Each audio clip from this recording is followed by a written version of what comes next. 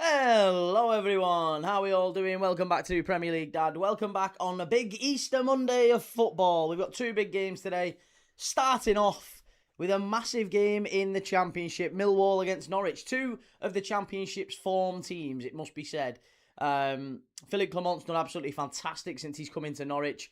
5 wins, 1 draw, 1 defeat only in the last 7 games. Exactly the same record as Millwall, as Alex Neil's Millwall, who won against Middlesbrough on Friday. We watched that one on the channel. What a game that was.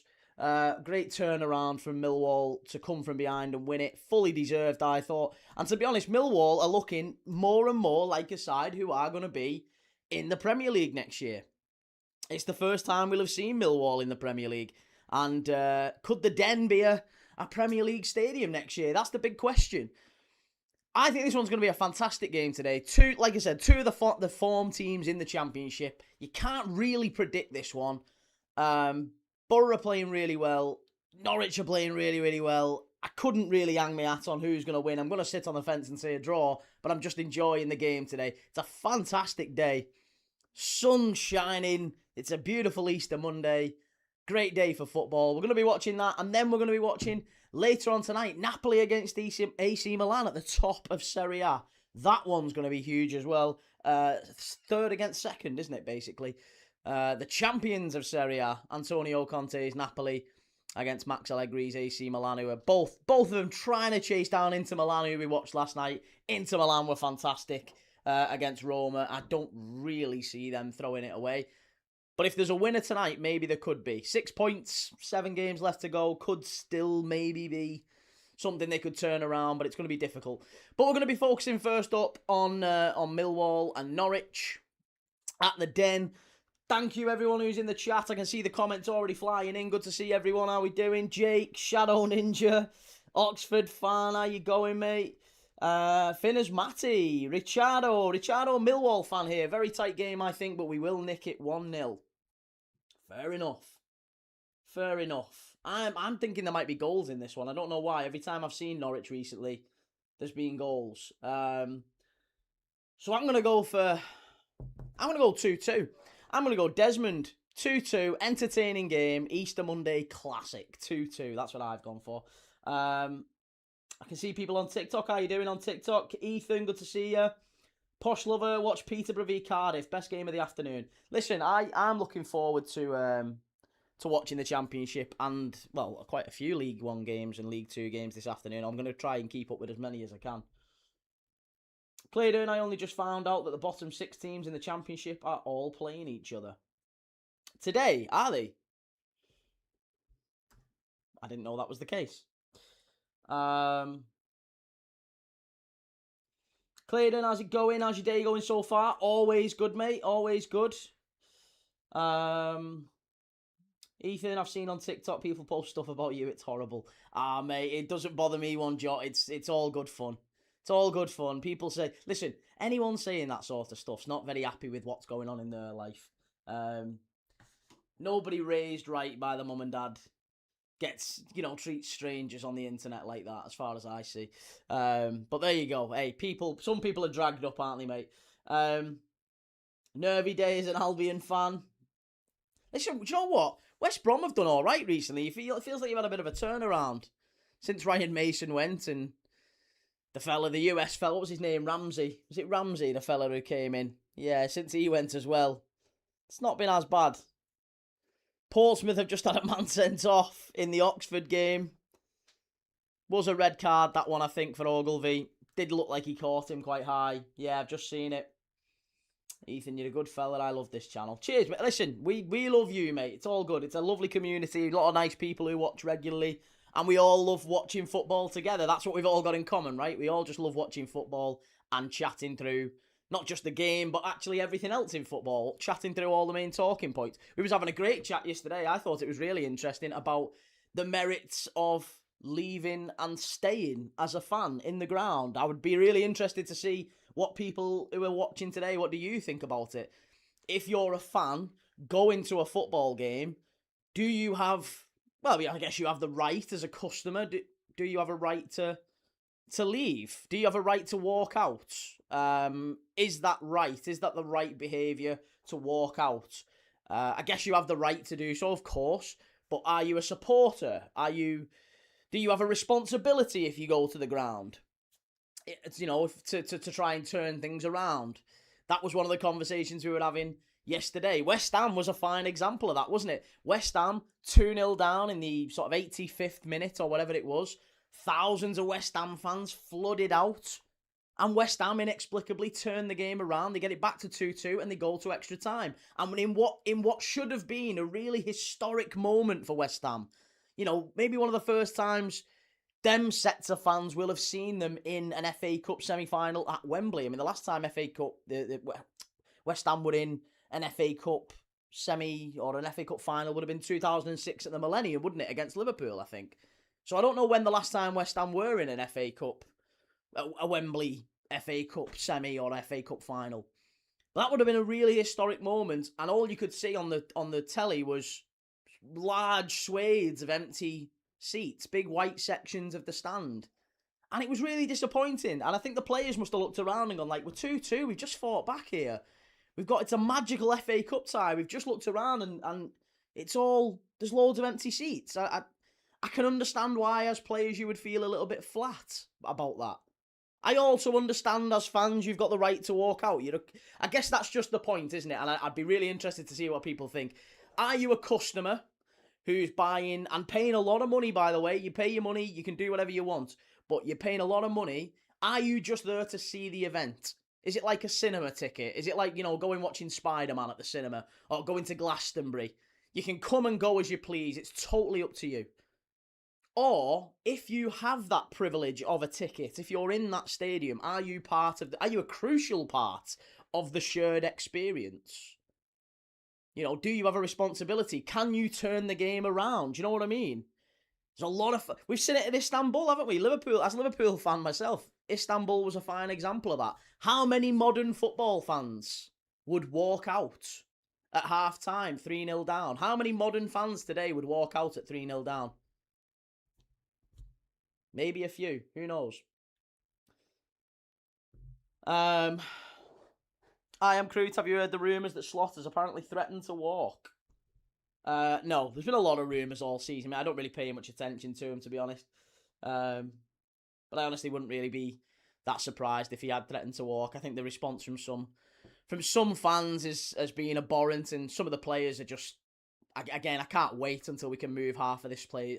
I say half, maybe 7 or 8 at least, but I can't wait until we move a load of these players on. There's some players who are evidently not good enough. Sean, how's it going?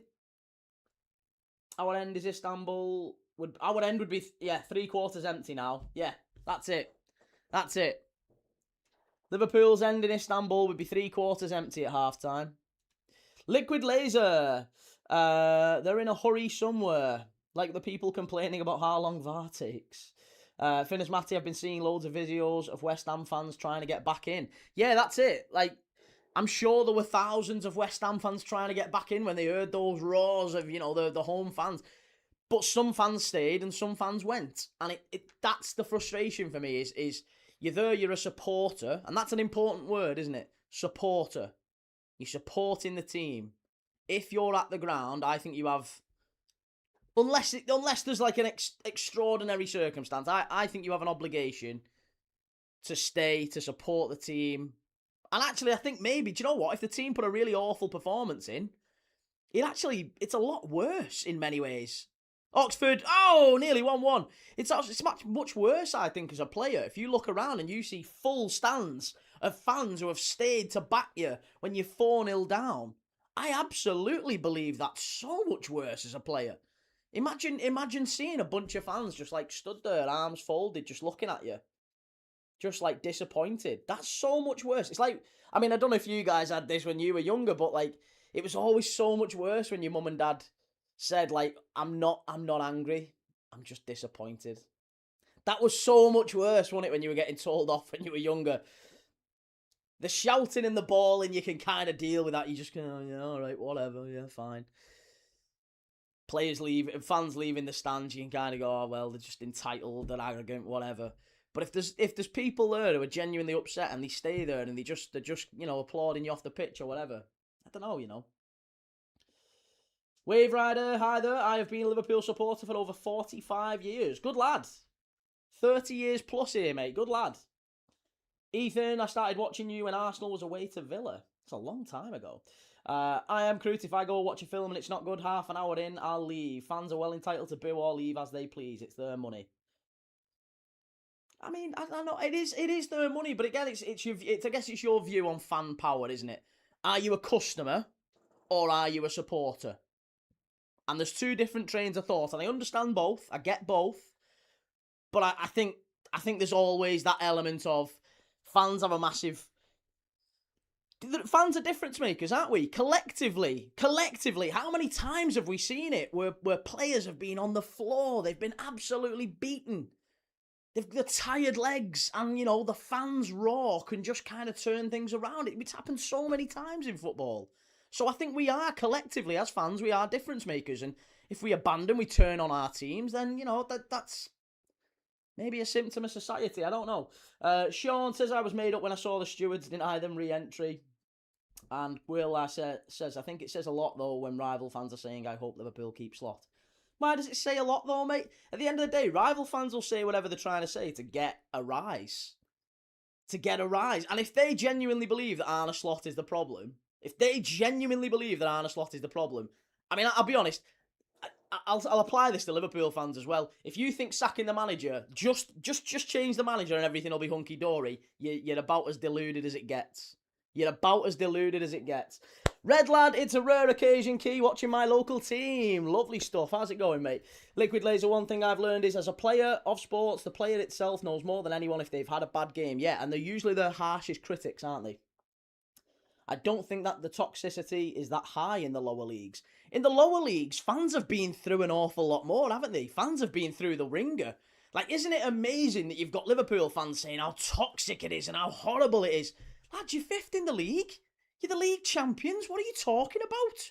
You're fifth in the league. You're in the Champions League quarter-final against PSG. Like, it's not that dire. It really isn't. Like, it's bad. It's not great compared to where we were. But, like, come on. It's not that bad. It's not so bad that you'd be like, the manager's getting death threats. And it's madness. It's absolute madness. How much more money should he get? How much more money should Slot get? Slot didn't spend any money. He should get some money. I would agree. I think the setup's totally wrong. The manager should get some money. But he hasn't got any money so far. Would you keep Slot for next season? Yes, absolutely I would. Absolutely. Yesterday's game, Liverpool just didn't have a heart, but I will always be a Liverpool supporter. That's it. Good lad. Lewis, would you keep Slot for next season? Yes, absolutely I would. Sean, I've only ever walked early once, City away, when Mane karate kicked Ederson. Yeah, I remember that. Yeah, 4 or 5-0 that one finished, didn't it? 5-0. 5-0 that finished that day under Jurgen Klopp as well. We got battered 5-0 away at City. Again, short memories. Everyone seems to think that the time under Jurgen Klopp was a wonderful time. It was all very lovely and fantastic, but no. It wasn't, believe me. There was many times where we struggled. And it was only a few years ago we finished in the Europa League. 3 years ago, Liverpool finished in the Europa League.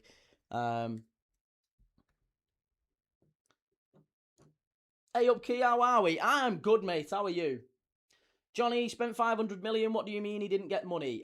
You may be surprised to learn, mate. A lot of people tend to be. Liverpool have a different setup in terms of spending money. We're not like Arsenal or Villa or City, where the manager chooses who is signed and who isn't signed, who's let go. Yeah, Liverpool don't do that. Liverpool have a committee, I guess, a transfer committee, and yeah, Arne Slot does not decide who comes and who goes. Right, Portsmouth, Oxford United, Millwall, Norwich City. It's on Sky Sports Plus, this one, by the way. So you need the red button if you want to watch along. I am Crute. We never lost 15 games under Jurgen, though. Mate, we lost a lot of games under Jurgen. We lost six games in a row, and I think we once lost 9 out of 11. Or 9 out of 12, or something like that. But 6 games in a row at Anfield, it's never been that bad. Six straight games at home in a row. We never did that. We've never done that under Arne Slot.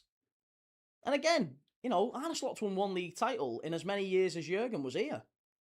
So, for all the bluster, people argue like it's absolutely I just don't get it. I just don't get it. I'll never ever get how people can turn so quickly on a manager. I think it's entitlement. I think it's arrogance, and I think it's stupidity. It boils down to absolute delusion. You think you're just going to change the manager. It's all going to change, no problem.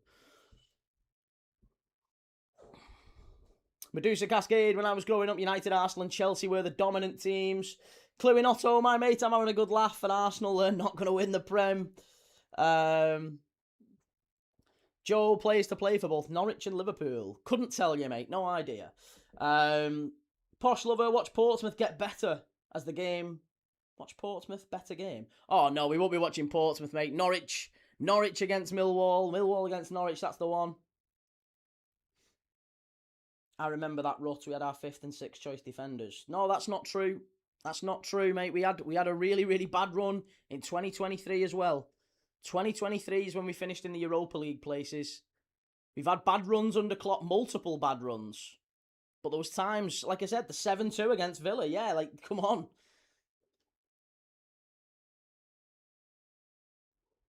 Right, we're off and underway. At the Den. Big, big game, this one. Let's go through the lineups. Apologies for anyone who's new around here. We don't usually spend this much time talking about Liverpool pre-match. We would normally focus on the game. Come on, you Canaries, says Tony Snooker fan.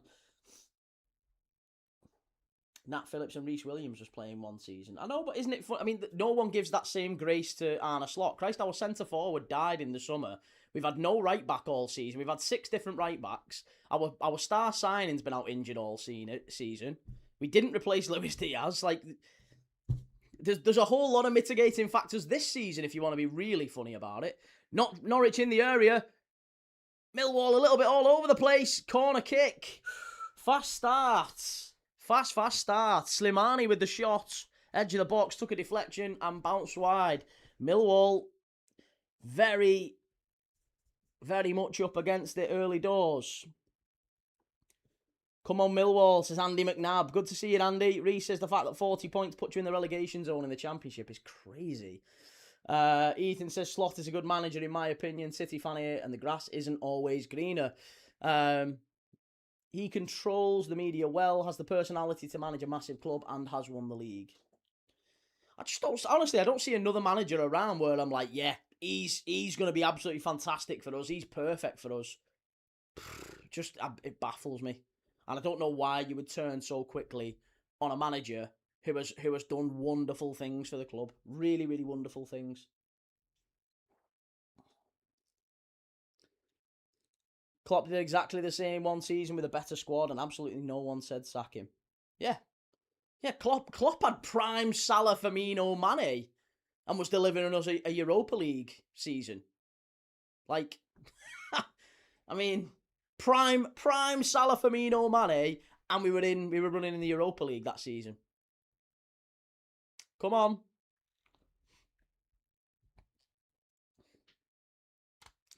Millwall v Chelsea next season. Warren Thornton, come on you Lions, take a 1-0 win today. Listen, it's going to be a tight one. But I still think it's going to be high scoring. I think 2-2.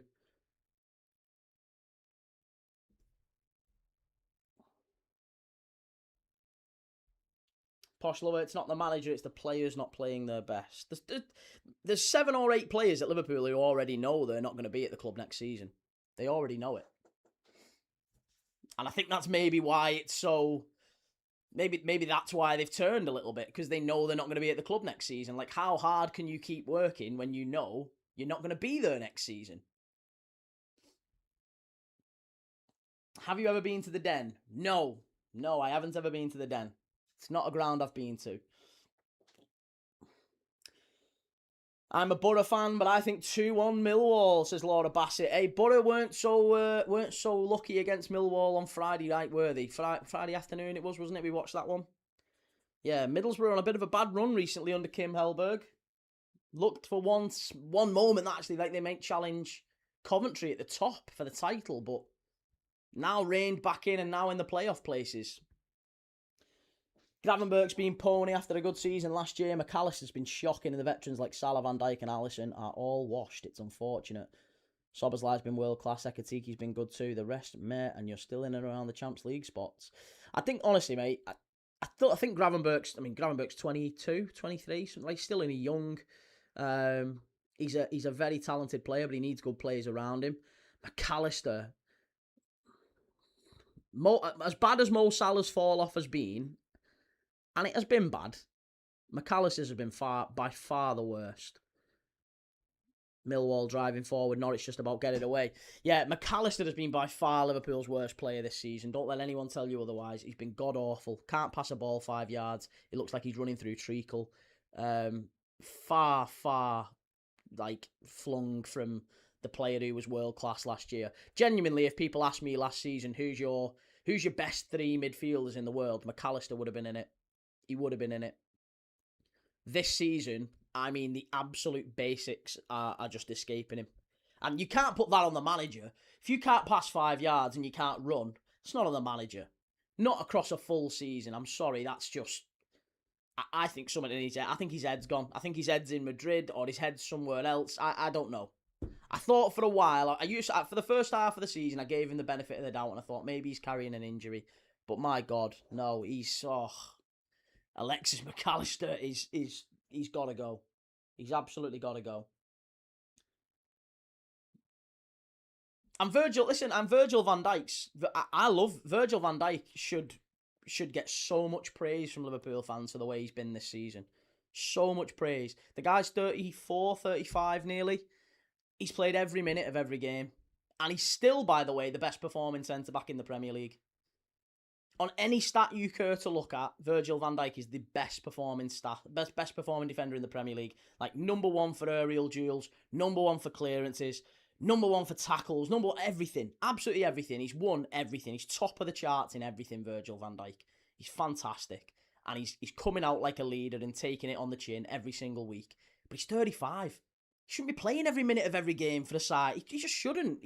This is the time where we should be phasing him out, and we aren't. And that's not on the manager, it's on the club.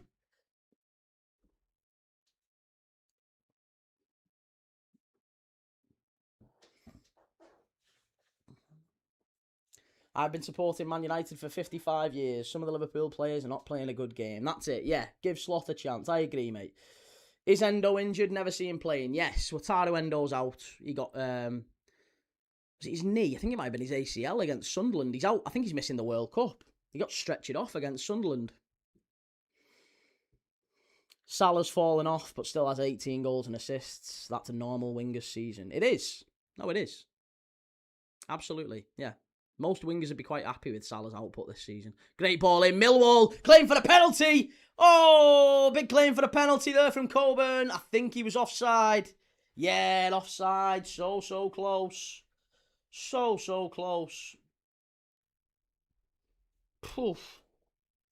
Ethan, it's bizarre how injured Alisson gets. Feels like he gets injured at least once a season. It's nuts. What do you think that comes down to? I don't know. Overplaying. I've no idea.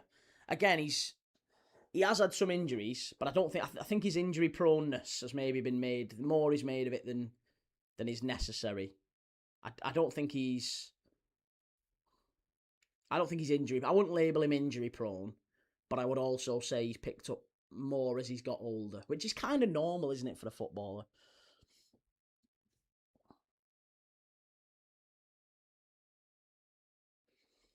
Shame what happened with Leone. Yeah, and again, that sort of bad luck is something that the manager isn't. Nobody's giving the manager any sort of credence for that either, are they? Giovanni Leone signs ACL on his debut, out for the season. Connor Bradley, ACL, out for the season. Alexander Isak, broken leg, out for the season. I mean, come on. There's just some things that you'd have to say, we've got to kind of give the manager a bit of slack for that. A little bit of slack. Little bit. And these are not conditioning injuries. These are just bad luck, aren't they?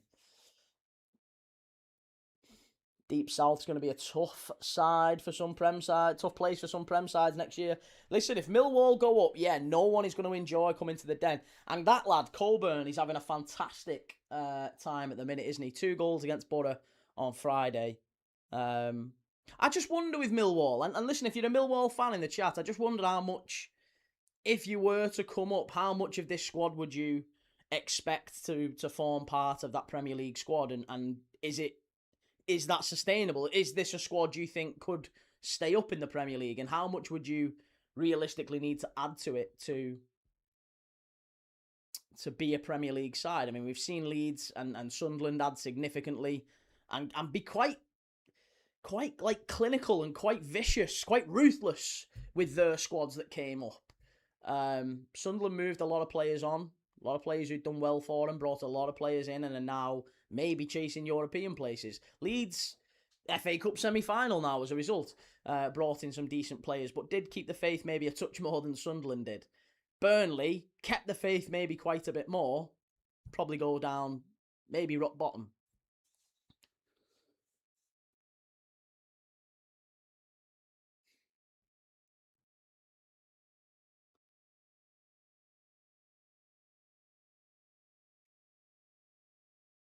Do you think Coburn will be a key player in the Prem? It depends. I guess it depends, doesn't it? Whether or not they actually make it and how much money's available for Alex Neil.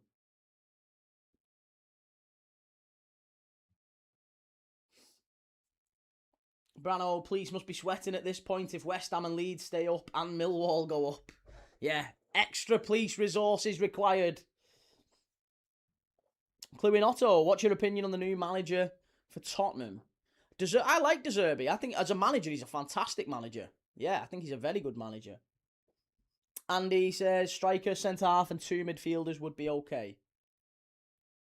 Probably need a fair bit, don't we? I think you probably need 5 or 6 going up into the Prem.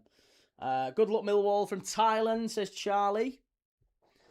Good to see you, Charlie. Norwich in the area, cleared away by Millwall. Jack Stacey's a very good right back, was at Luton for a while.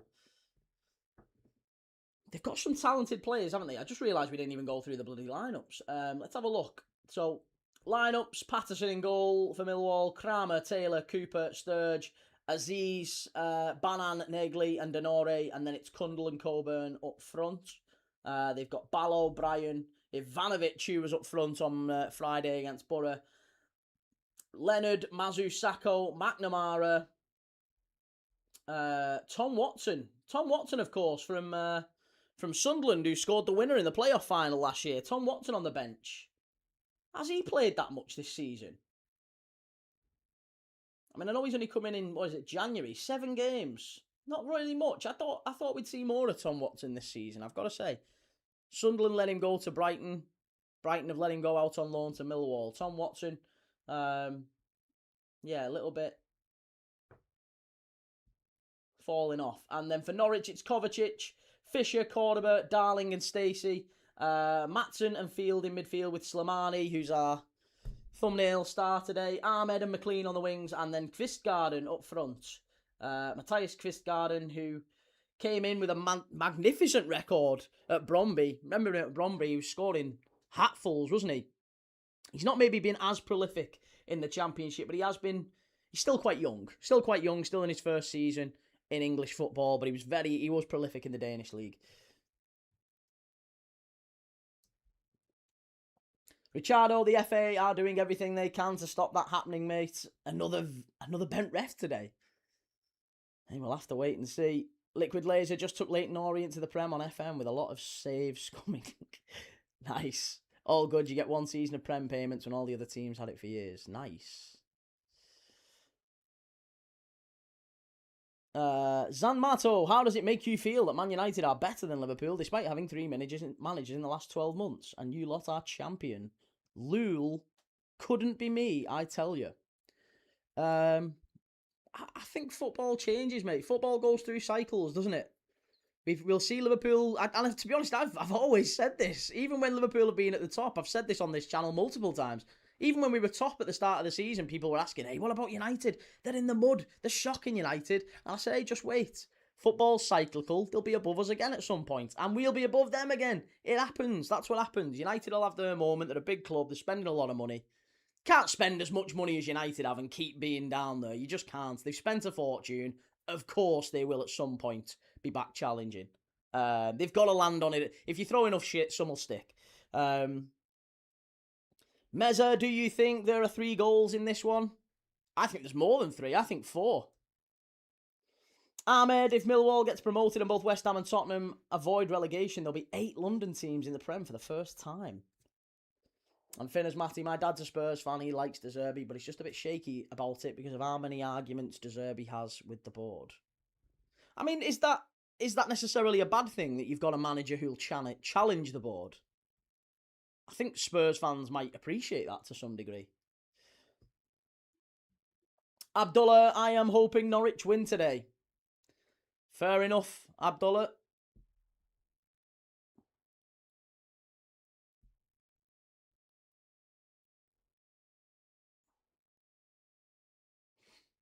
SLS, no, you never said that. You were so cocky. Mate, all the receipts are there. Go and check them. All the receipts are there. I've said that many, many, many, many times. Football's cyclical.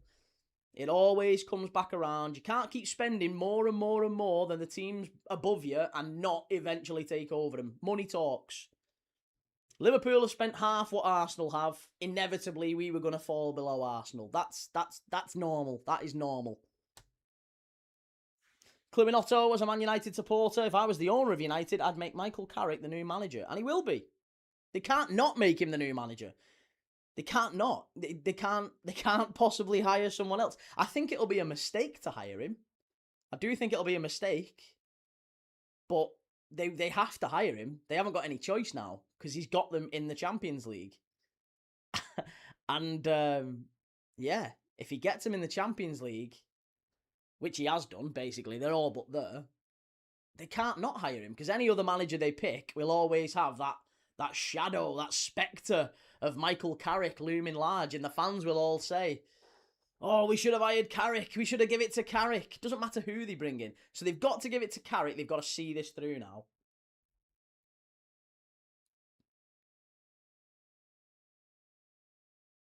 Mary Rose, Middlesbrough need to win today. No kidding.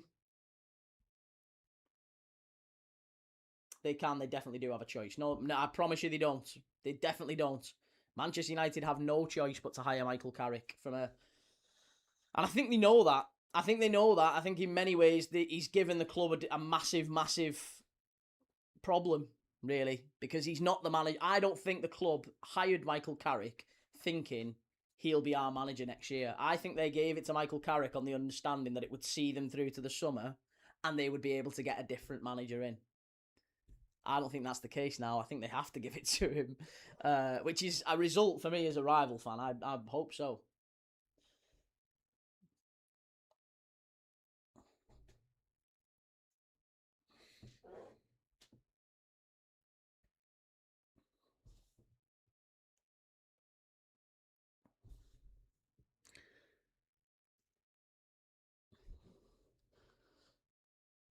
Oxford fan, interim managers always do better than permanent managers.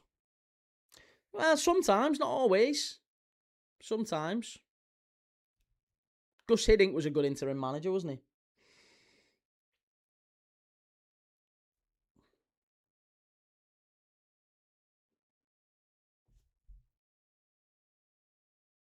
SLS, he literally was making fun of me with the chat for saying we will get top 3. Cocky Liverpool. It's not cocky to say United won't get top 3. I still don't think you'll get top 3 for what it's worth. But, like, I think United being in the top 3 was not something anybody would have predicted, and Carrick has done very, very well. And I think in the short term, that is what happens with new managers, isn't it? You get that new manager bounce generally.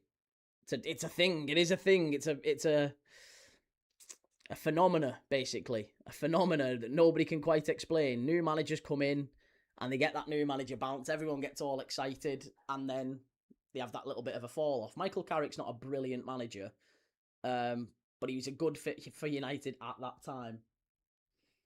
Do you think United will challenge for the title next season? No. You don't go from where United's big focus next season is qualifying for the Champions League again.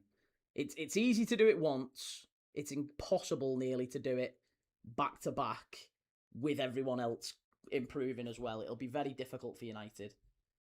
If they do, good luck to them, but they've got a big rebuild job in the summer, United. G-Sav, can you show the screen? I can, yeah, mate. Yeah, dead easy. All I'd need to do is just turn the phone camera around. Dead easy. Dead easy to do. No problem.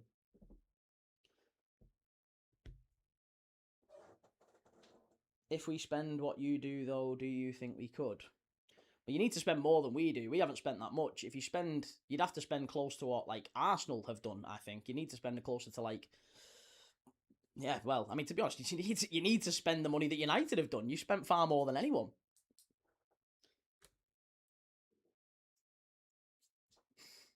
Cluminotto, I agree with you, but we need some new players at United. We need a strong CDM.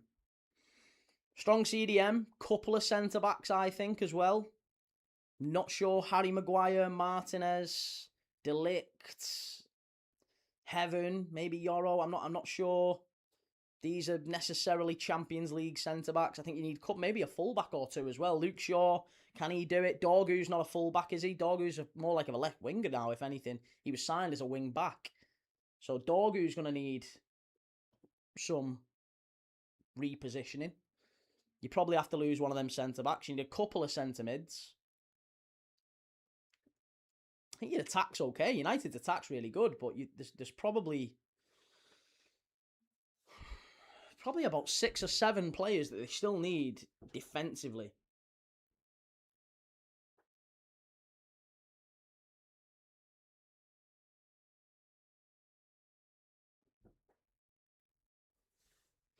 Vamos Millwall, says Felix. Andy McNabb, Shearer did. No, Shearer didn't either. Steve Holland is the key at United. He's done very well, Steve Holland. Yeah, I mean, he's, again, reliable manager. But I think maybe that was why...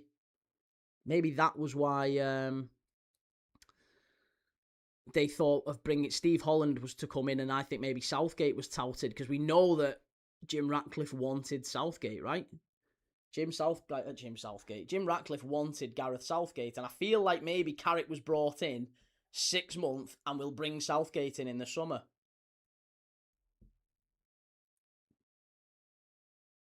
Jose, for the two teams you think will get automatic promotion from the Championship? At this moment in time, I think it's going to be Coventry and Millwall. Yeah. If we sign Kvaratskhelia, Tonali, Lewis Hall, Vitinha, Anderson, Upamecano, I think we'll challenge. Yeah, I think if you sign those 6 players, mate, yeah, I think you'll challenge as well. But I also think you won't sign anywhere close to those types of 6 players. I mean, I think if you're playing Footy Manager or FIFA, then yeah, you can sign them types of players. But United aren't going to sign those 6 players this summer. Tonali will be a Man U player next season. I think Tonali will. Tonali's a Man U player. That's the rumours, Key. They're saying 7 or 8 signings in the summer. Yeah, and 7 or 8 signings will come in, right? Definitely. But they won't be them. You're not going to get Kvaratskhelia, Vitinha. Like, come on, mate. You're not going to do that. United will be able to afford a Tonali. And why would you sign Kvaratskhelia? You're not going to need an attacker. You've got Cunha, you've got Amad Diallo, you've got Mbermo, you've got Sesko. You don't need an attacker. You're probably Dorgu's going to be more of a left winger next year. You don't need an attacker. There's no way United sign Kvaratskhelia.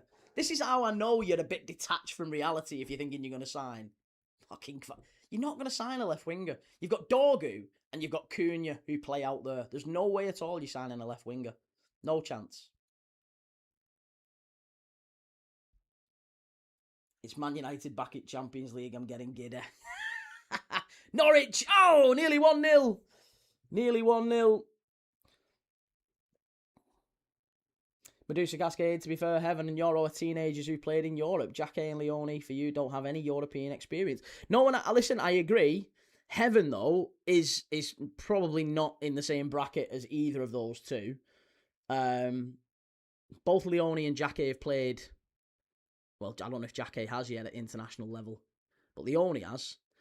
But yeah, like I said, I think Jacque is our Lenny Yoro in many ways. You know, a young, up-and-coming centre-back. Yoro hasn't quite lived up to his billing.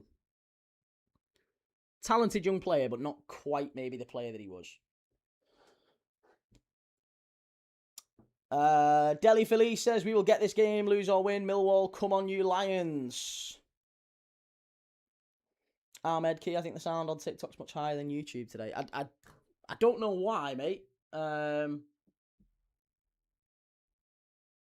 me have a listen to the sound. I'll see if there's anything I can do about it.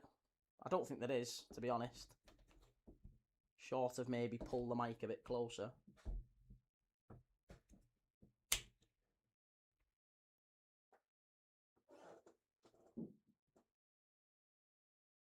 Let me have a listen to the sound. Oxford losing and nah, sounds fine, mate. Sounds about as fine as it normally is, anyway. At least as far as I can tell. On mine it is, anyway. Might be wrong on some others, but I don't know. For mine, it seems to be okay.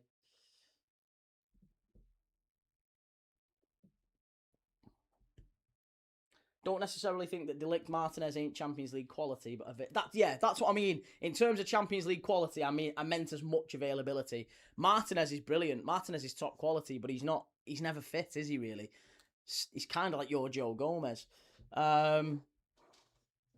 Clubing Otto, to bring in Gareth Southgate to United will be a big mistake. Gareth Southgate couldn't do anything with the England squad.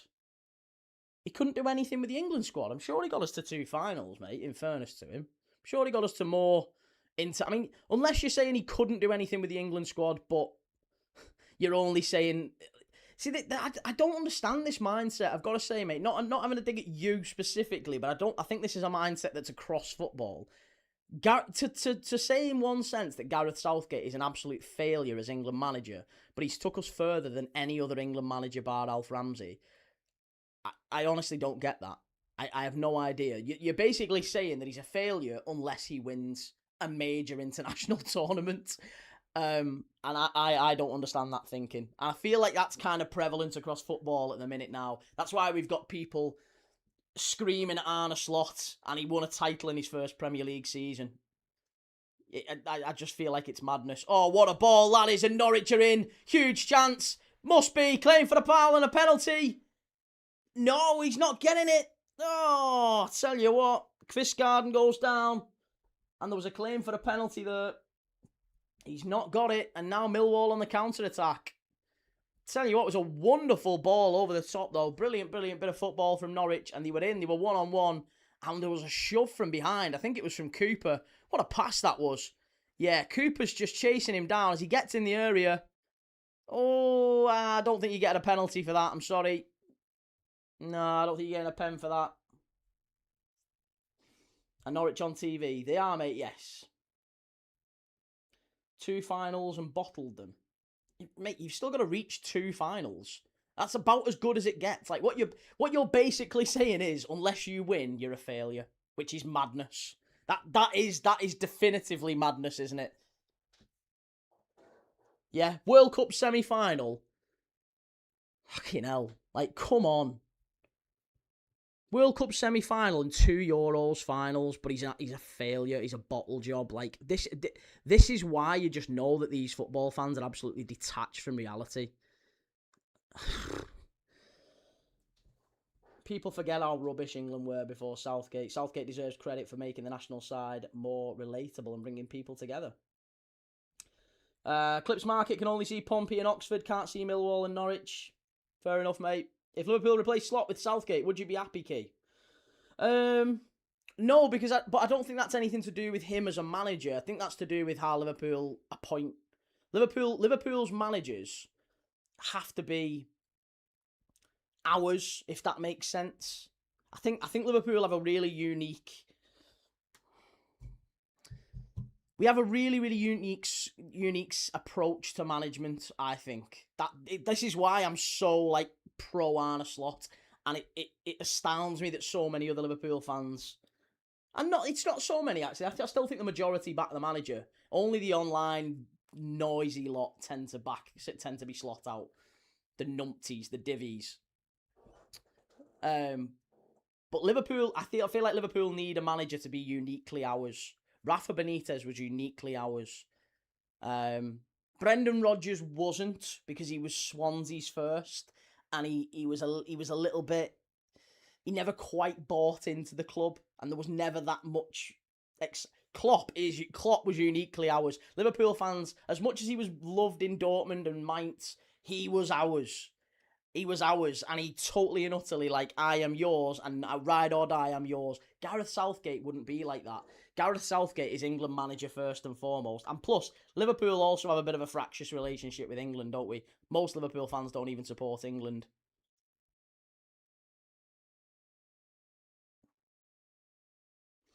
You say that, Key, but the match-going fans are turning. No, they're not, mate. No, they're not. They're not. And again, I don't really separate the match-going fans from the divvies online. There's a lot of divvies online who go the match. It doesn't really matter. There was a lot of... Listen, there was fans. The vocal lot who wanted Slot out, wanted him out in October. October, they wanted him out. So no, I don't believe that at all. Don't believe that at all. Nathaniel Martis on What Are You Watching the Game? Telly. It's on a telly, mate. Medusa Cascade. Southgate isn't a Liverpool style of playing manager. He's not at all. Reese's Footy Feed. Tuchel won't be fit to be mentioned in the same sentence as Southgate come the summer.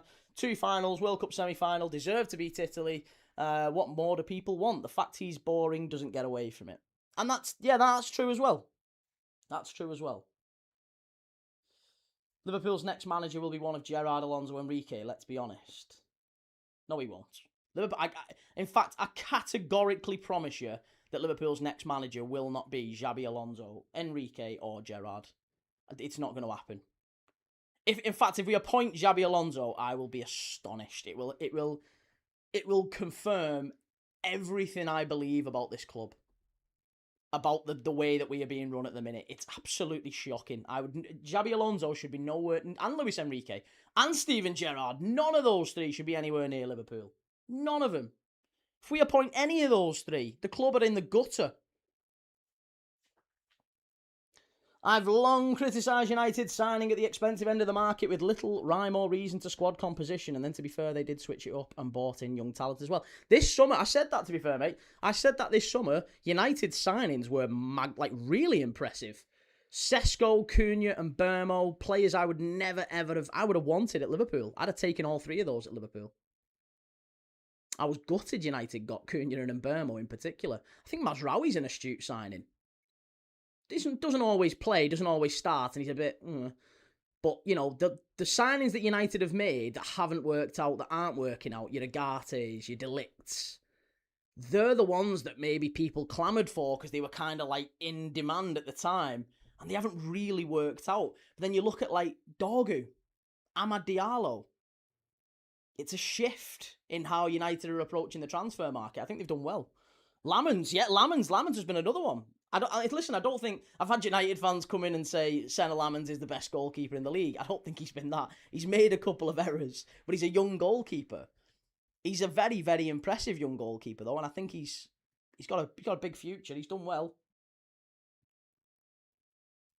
I am Crew. Luis Enrique is the best manager on the planet right now, Key. Come on. I don't think he's the best manager on the planet, no. And even if he was, that still doesn't mean that he's a good fit for Liverpool. Yeah, I don't... Yeah, it doesn't matter. It doesn't matter how good a player is or good. There's players who are the best player in the world or the best manager. It doesn't matter. That doesn't mean they're right for Liverpool. It's about fit. It's not about how good they are. It's about fit.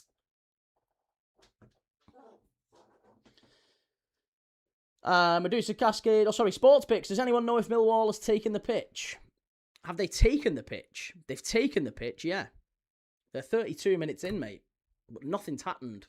Apart from a chance for Norwich 5 minutes ago. There's really not been an awful lot happening. It's been a pretty dull and dour first half here.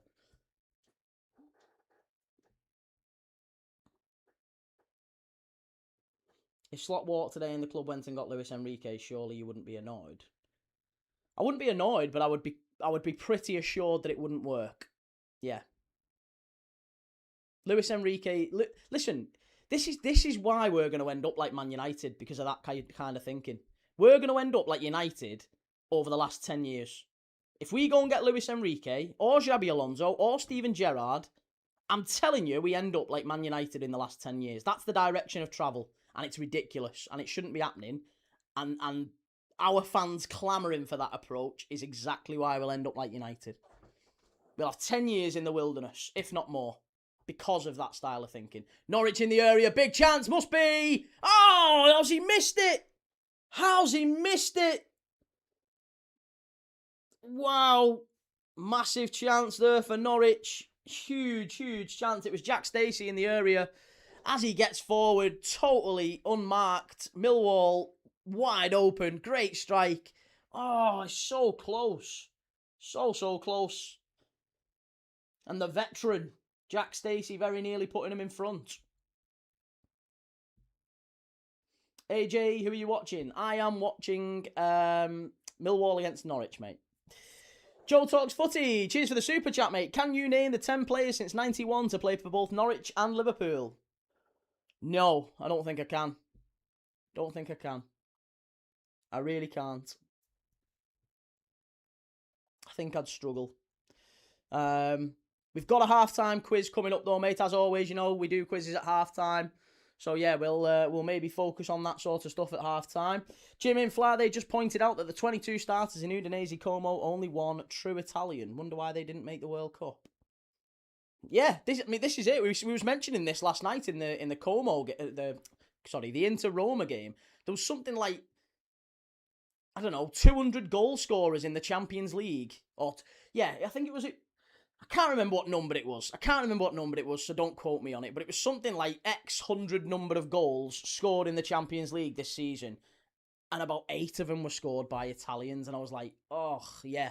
That shows you why there's not enough Italians playing in the top end of football anymore. And that's maybe why they're struggling. And also why their young players like Giovanni Leone, for example, abandoning Serie A to go and play abroad. They won't like that sort of stuff. It's not good. Wasn't Jack Stacey at Bournemouth? He was at Bournemouth. He was at Luton. He's bounced around a little bit.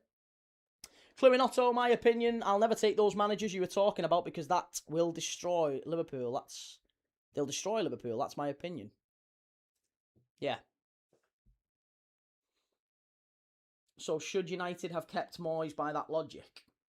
Well, that's not really the same logic. No, that's not the same logic. But I think there's managers that Man United should have kept and showed more patience with. I'm not sure about David Moyes, but there were certainly managers that... listen, David Moyes is a good manager. Maybe they should have kept him a bit longer. But there's certainly managers United took the wrong approach from Fergie leaving. And it's easy to say that now in hindsight, isn't it? But there were some appointments I looked at the time and I was like, that's not going to work out. That's just not going to work out. And Amorim was one of them, to be honest. It'll be interesting to see what happens in the summer. I think they will appoint Carrick, and I think that'll be another mistake.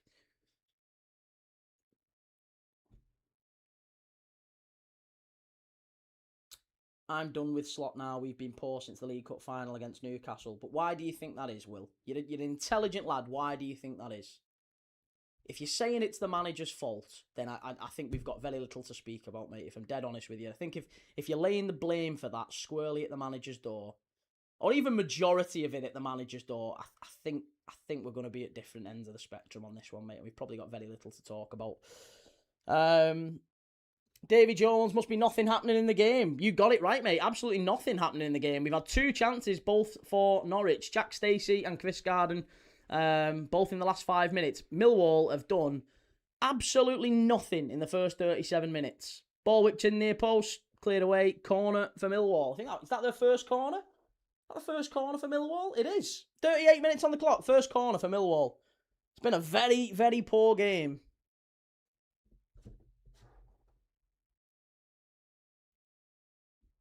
Michael, it's the owners. To be honest, they've just handled every situation stupidly, and that's coming from a United fan, by the way. I'm glad. I'm so glad that there are other fans outside of Liverpool who can see this, and this is why if you're pointing the finger at the manager, you're pointing the finger at the wrong place. It's absolutely nonsense. It's short-sighted nonsense if you're looking at the manager here and not the bigger picture. 3-star Key, what other games are you doing today? I've got Napoli against AC Milan tonight, mate. Straight after, well, it's not straight after this. Napoli AC Milan is the game we're doing tonight. And then tomorrow, we've got a big one. Sporting Lisbon against Arsenal in the Champions League.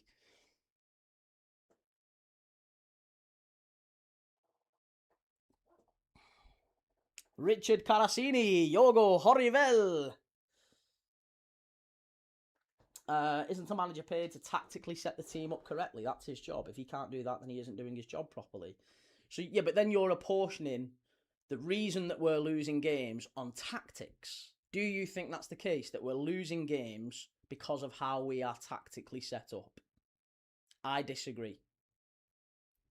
And I'm not saying the manager's blameless here, by the way. Don't react like a child like a lot of other people do. I'm not saying the manager's blameless here. What I'm saying is the manager isn't the primary reason to blame. He's not the person that I look at and go, if we change him, it all gets fixed.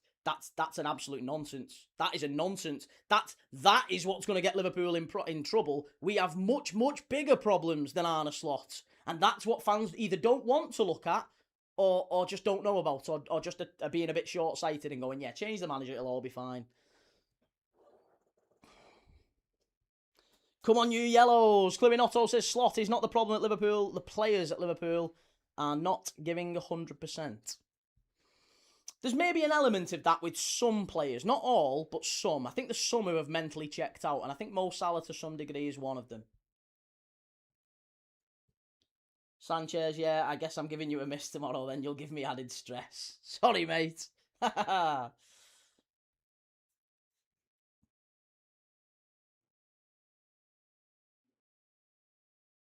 Michael, with the money Liverpool paid out this season on Wirtz, Isak, Frimpong, Ekitike and Kirkes, it was recruitment designed to win a major trophy. And if Liverpool don't win a trophy, it's a failure. I completely disagree, Michael. I completely disagree. For a kick-off, two of those players haven't been on the pitch for most of the season. Isak and Frimpong have been out.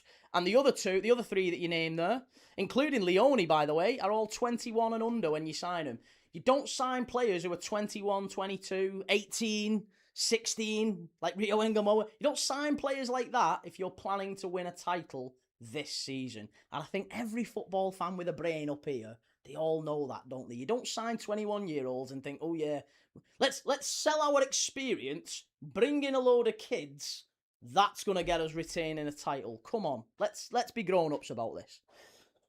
Cannot wait for the action to start for Forest now. It's been a long international break without my team playing.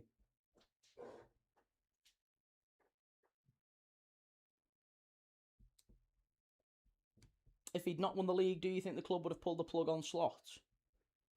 Well, I don't know. Maybe not. Probably not, actually.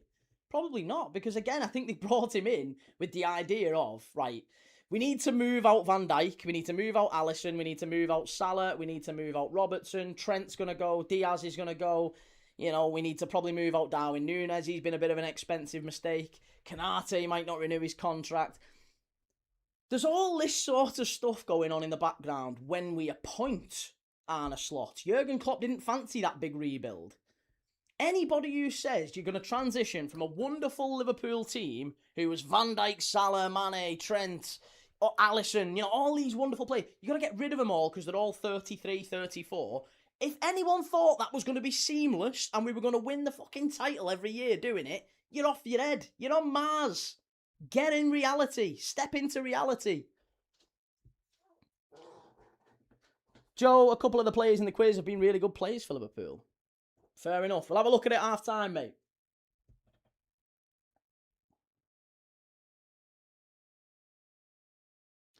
Chiesa doesn't get a fair chance, so it's not his fault. Again, this is a view that people talk about a lot. Chiesa doesn't get a fair chance. Federico Chiesa couldn't get in the Italy squad. Ask yourself why. The worst Italy squad in a long, long time. Federico Chiesa couldn't get in it. Hasn't been able to get in it. Why? Ask yourself.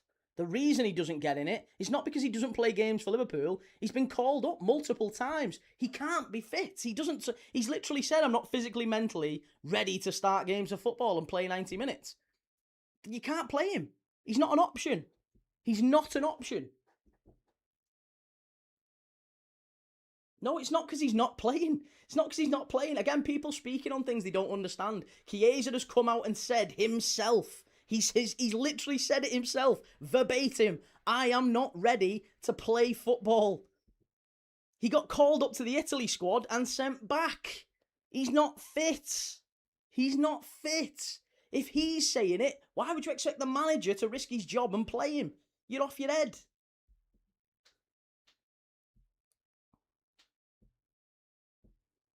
I think there's aspects of fault across the board, but context does certainly need factoring in. There is. And listen, this is what I'm saying. I'm not saying the manager's blameless, but the board are absolutely... The whole system, the whole structure at Liverpool needs looking at.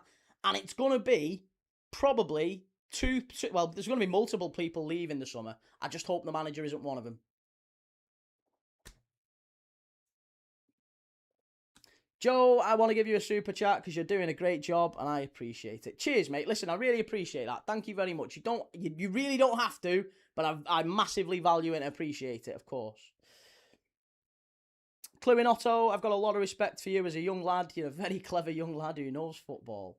Mate, I really appreciate that's very kind of you to say. Thank you. I'm a bit dull and a bit boring, my wife would say, because I'll watch Millwall. I'm a Liverpool fan and I'll sit here and watch York City and Gateshead. And Millwall and Norwich, even though it's got nothing to do with my team. But I love watching football, and that's why I started this channel, because I think there's a lot of people out there like me who like and just love watching any football, even if it's not your team. And there's a different story to be had in every game. Like Millwall and Norwich today, it's been a bit dull and a bit drab first half. But both of these teams have got a lot on the line, haven't they? Norwich, listen, Norwich, I know they've only got 6 games left, and they're, 9 points off a playoff place? But the way they've been playing, if Norwich were able to get a win here, they could, maybe, outside chance, they could sneak the playoffs. From potentially going down not that long ago, could potentially sneak the playoffs. What a story that would be. Millwall, I still think they'll come up, whatever the result here, by the way. First ever time in the Premier League.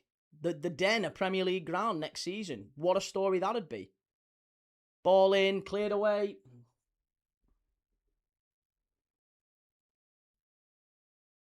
You're a top lad, you.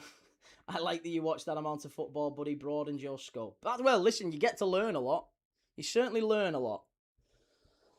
Medusa Cascade, do you think the 2 guys on the board go to Saudi? Yes, they do, absolutely. It's half time here, by the way. The 2 guys on the board, Richard Hughes and Michael Edwards, both are going to Saudi. Michael Edwards was brought back in to lead up, the whole, let's get another club, let's do the whole multi-club approach. Liverpool have announced, we've put a statement out saying we're not pursuing that anymore. So Michael Edwards has, his position is kind of persona non grata now. So he'll go. Richard Hughes has apparently already signed a deal to become Al Hilal sporting director next year. And good luck to him. I actually don't think the signings that he's made have been terrible. He's been a big factor in getting players like Jake and Vert and Ekatike and Kirkes and Leone and Mamadashvili. And these are all players who are very, very talented young players who will bear fruit for us down the line. It's not that I think they are bad signings. They are just not signings you make if you expect instant success. And if you're then expectant to put the manager and say, oh, well, the manager has to deliver instant success, but he's getting signings who are only going to be ready for that in 2, 3, 4 years' time. Yeah, I feel like we're kind of, this doesn't really make sense to me. Tony, I had someone tell me I'm stupid and pathetic because I said I like watching any football. Good lads. Joe says, Key, I was going to DM you about it, but in the future, for my extracurricular activities in my uni application for graphic design, would there be any opportunity for helping with the channel? Mate, absolutely there would. Absolutely there would. I'm dying for some help. I'm drowning in help. So yeah, absolutely, mate. Yeah, we can have a chat if you want. No problem. Michael Brown says, Key, do you think the Jota situation has affected a number of the Liverpool players' minds? As Jota was a close friend to quite a number of Liverpool players. I don't want to dwell on that too much. I think we didn't talk about it enough, and we maybe don't talk about it enough, but I also would say I don't think it's the primary reason for where the club is right now. I think recruitment is a bigger issue, and I think to some extent injuries is another issue, but primarily it's recruitment, and the whole plan going into the season was wrong. But yeah, I think that's fair too. I think if you Liverpool won. Someone said this to me yesterday. I thought this was a really interesting thing, and we will have a halftime quiz. By the way, we have got our halftime quiz, so we will cover that in a minute. But I do just want to say to this: people said to me yesterday, Key, how can you blame any percentage of Liverpool's season, even if it's just a 1% blame on the Jota tragedy? How can you blame that on Liverpool's season? They won their first 9 games or whatever it was. And I said, well, that's a fair question, but I would also say grief isn't linear, is it? Like, I don't know if people in the chat, I don't want to, trigger anyone or anything, but like, if you've ever lost someone really close to you, suddenly, unexpectedly, grief doesn't always hit immediately, does it? It's different for every person, to be honest. Sometimes it does, but it's different for different people. But some people will just try and get straight back into normalcy, like, oh, well, let's crack on, let's get back into it, and they just get back to work straight away and try and get stuck in. And then it hits weeks, sometimes months down the line, something will happen and it'll just massively knock them. And then apathy sets in where you don't really care because you're like, what's the point? And if you're like that, in a professional sports environment where 1% drop in input means you probably lose games because everyone's so good at the top, I don't think you can afford it. So yeah, I think it is a variable. It's not a blame. We're not saying Jota's death is the reason for Liverpool being here, but I think it's a variable that you throw in there. Chloe Otto, I was a former FIFA referee for South Africa for 26 years. Some of the Prem referees and VAR have made a lot of bad mistakes. I'm still involved in football in South Africa as a match commissioner. Wow, that's brilliant. Well done, mate. That's some experience. I bet you've had some experiences over the years. Ref's not up to the standard of the Championship. What bad decisions do you think the referees made in this one? Because to be honest, there's not been too many big chances in this game. I'm not sure the referees made that many bad decisions from what I've seen. I don't know if people are arguing maybe the Kvistgaard one should be a penalty. TQT, hey up Key, great streams lately. Cheers, mate. Thank you. Lovely for you guys make them at the end of the day. I just turn the camera on and stand here like a numpty chatting football with you. But no, you guys make them. Medusa Cascade says longevity of grief is definitely a thing. Look at what happened at Munich. United struggled for a decade. Yeah. And people carry it differently and wear it differently and it affects many people in different ways. But, and yeah. It's never happened before either. So it baffles me that so many people were so understanding at the start of the season and then now all of a sudden it's slot out, sack slot. The manager's having an absolute embarrassment and all this shit. Lee, of course, it did. The Liverpool lads and only human. Absolutely. Claydon, I lost my dad this time last year and some days are harder than others. Then I found out about Jota a few months later. Mate, I'm sorry to hear that. I must have been terrible. I'm really sorry to hear that. I hope you're okay. And as you said, mate, we're always here, aren't we? We're always here to chat football and chat rubbish if you need to get away for a little bit. Ethan, I'm going for a walk. Might be back before the end, but see you tonight. Yeah, take it easy, Ethan. I'll see you tonight if you're around for the Napoli AC Milan game. Okay, quiz time. So Joe said there's 10 players who've played for Liverpool and Norwich. 10 players who've played for Liverpool and Norwich. I'm trying to think. Ayala is one. 10 players who've played for Liverpool and Norwich in the Premier League. I'm struggling after Ayala. I'm struggling. Genuinely struggling. I'll DM you about it later down the line, maybe July after my work experience. Cluinotto, my mate, I'll join you later today for the Napoli and AC Milan game. Awesome channel, I've subscribed. Cheers, Cluinotto. Thanks very much, mate. Thank you very much. Good to see you.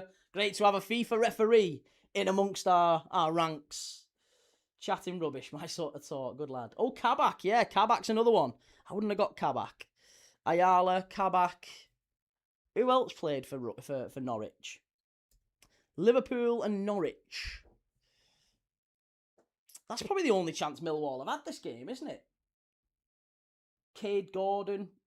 Yeah, I mean, I know he played for them, but I would never have got that one.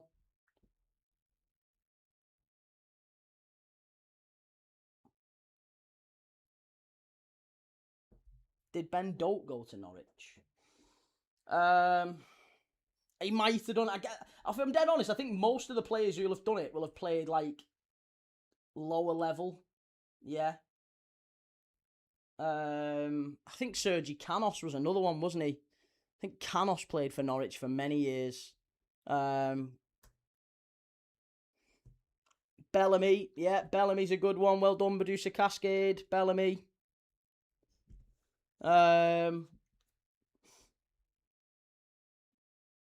Oh, Danny Pacheco, yeah, hey, Pacheco. I was on a flight next to him. I had to sit next to him on a flight from Liverpool to Malaga once. Danny Pacheco. Eugene plays. Good to see you, Eugene. How's things, mate? Good to see you.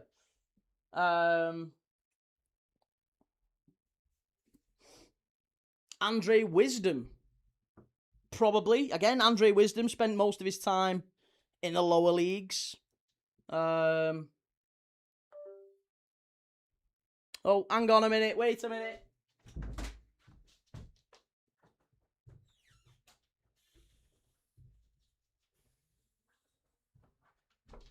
Hang on.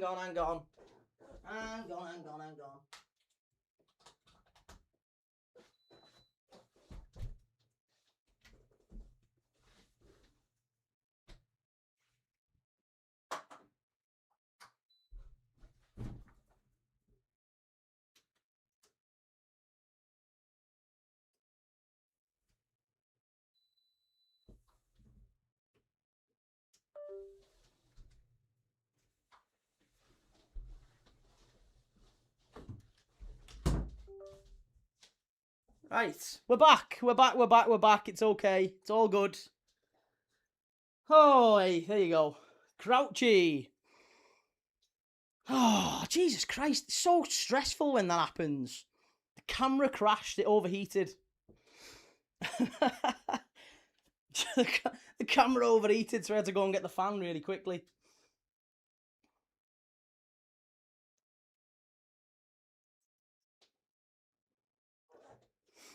Adam Armstrong. No, he never played for Liverpool. So we've got Ayala, Kabak, Canos, Bellamy, Pacheco, Wisdom, Crouchy, Otsemabor, John Otsemabor. He played for us under Benitez very briefly. Grujic. I don't think Grujic went into the championship, did he? Crouch. Did Crouch? Did he? Oh, he did. Yeah, we've already had him. I don't know then. I'm struggling after that. Struggling. Go on. Who have we got, Joe? I think we're out. For that one. Who are the final two?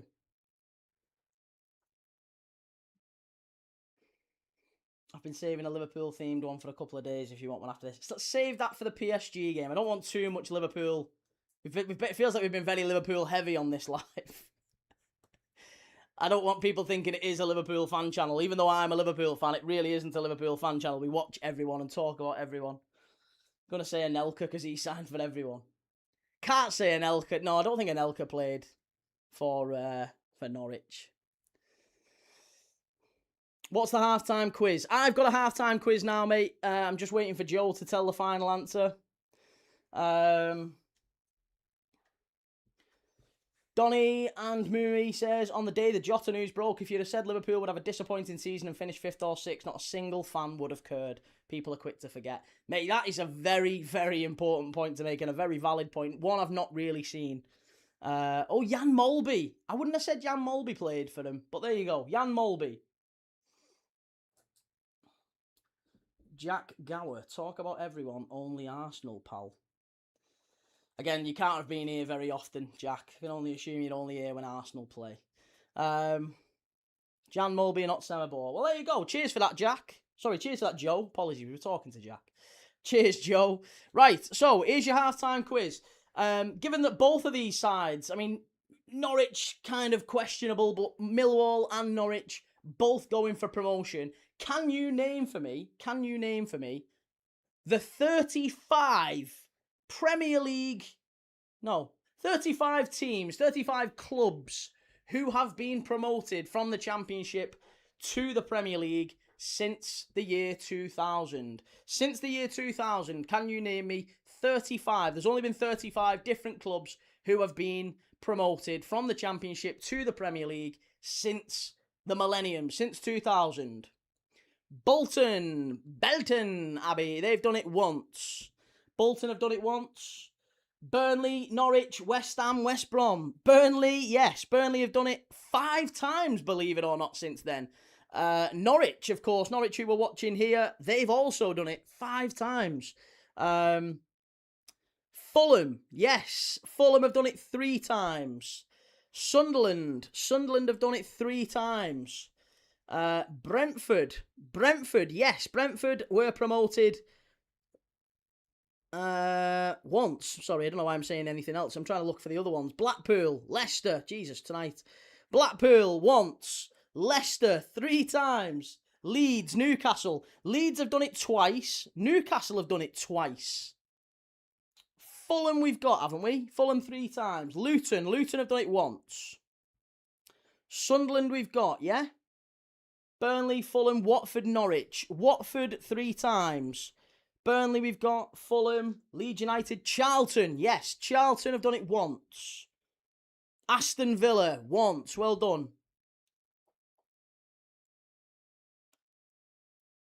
Bournemouth have done it twice.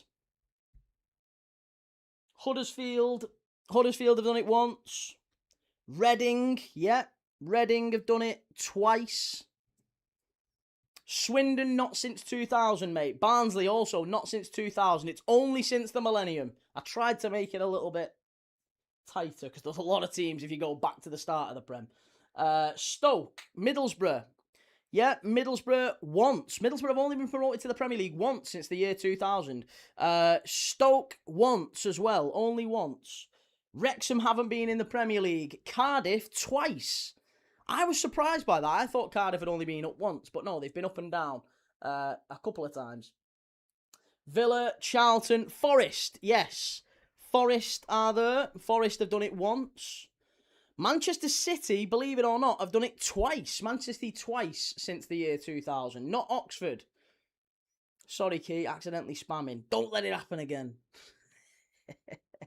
Not Preston North End. No, Preston have never been in the Prem. Swansea, yes. Swansea are there. Swansea were promoted just the once. Pompey, we've got Portsmouth. Portsmouth won, yeah. We've got Blackpool, yes. Wolves, yeah. Some of the W's people haven't yet got. Yeah, Wolves are there as well.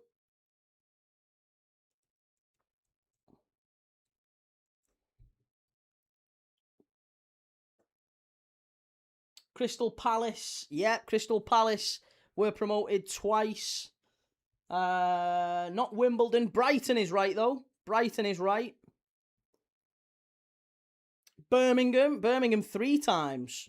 So far, you've got 1, 2, 3, 4.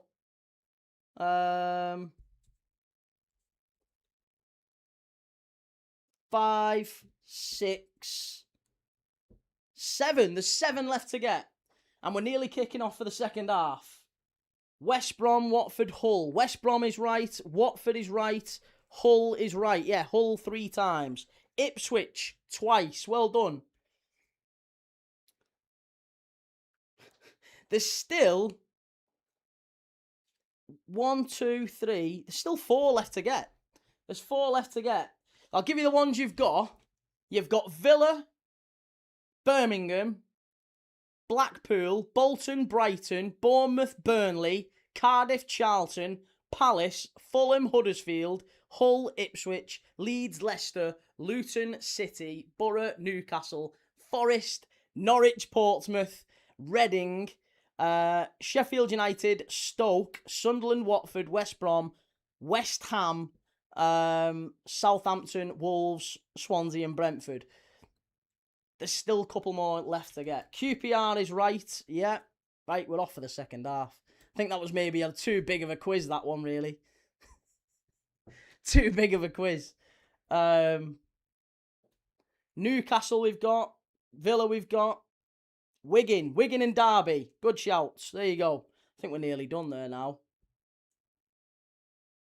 Not Coventry. I think Coventry will be this season, though, but not since the year 2000. No, Coventry haven't been promoted in that time. Blackburn is correct, and I think that might be it, right? Derby, Blackburn. Yeah, you've got them all there now. There you go. Well done, everyone. Bit of a long-winded one. Has anyone won the league on promotion? No one's won it yet, but I think Coventry will do. Thank you, everyone. Well done in the chat. Good stuff. Derby County definitely were one of them 3-star. Not Wednesday, no. Sheffield Wednesday never been promoted to the Prem since the year 2000. It's a shame, actually, and I think it'd be a long while since we see him back in the Prem, but quite like Sheffield Wednesday. Lincoln are coming up today. Is Burnley the most times out of all of them?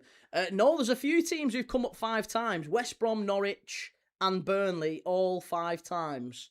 Yeah, those are the 3 sides promoted most frequently since the year 2000.